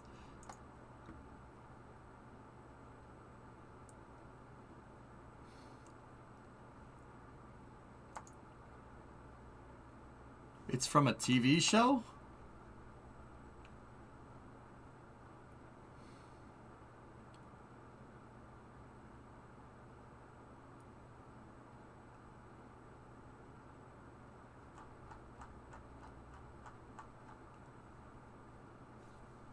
I don't understand. What is this from?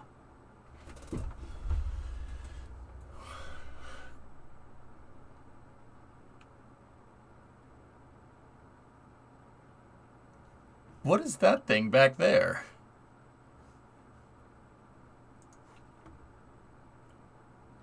Is that one of the rockets from, was that one of the rockets from Don't Look Up? It's art by an artist. Oh, okay. Are those upside down Super Dragos above the landing legs? Yeah. I don't know. Turkey 9.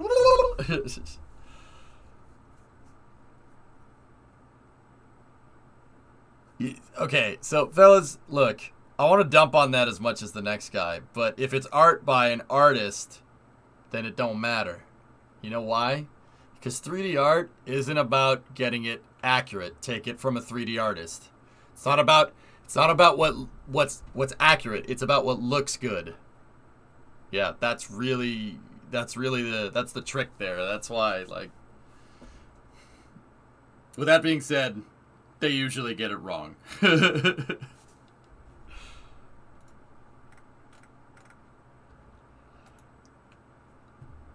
Does it look good, though? To somebody that knows nothing about rockets, that looks really cool. Sure.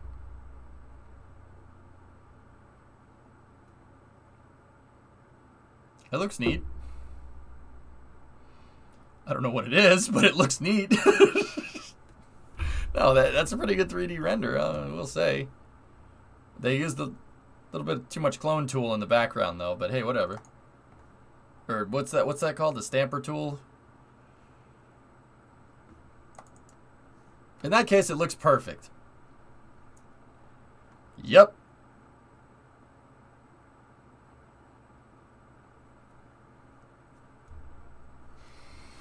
The problem is that technical understanding heavily sways one's opinion of what looks good. Looks like that rocket that Elon Musk sent the Amazon guy to space with that Grandma asked about at Thanksgiving dinner. Boy.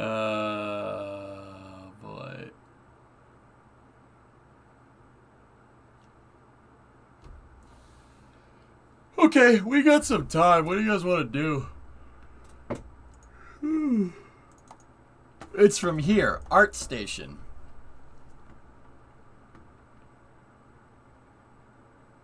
Band Unknown Chain Season 2. I'd like to be involved in this awesome project. The Season 2 of missions of a TV show produced by OCS and work closely with Julien Lacombe, the director, to design all the aerospace stuff in spaceships. My first spaceship concept for Mission S2, the Pegasus rocket from Meyer Corporation, offering you a straight flight to the space.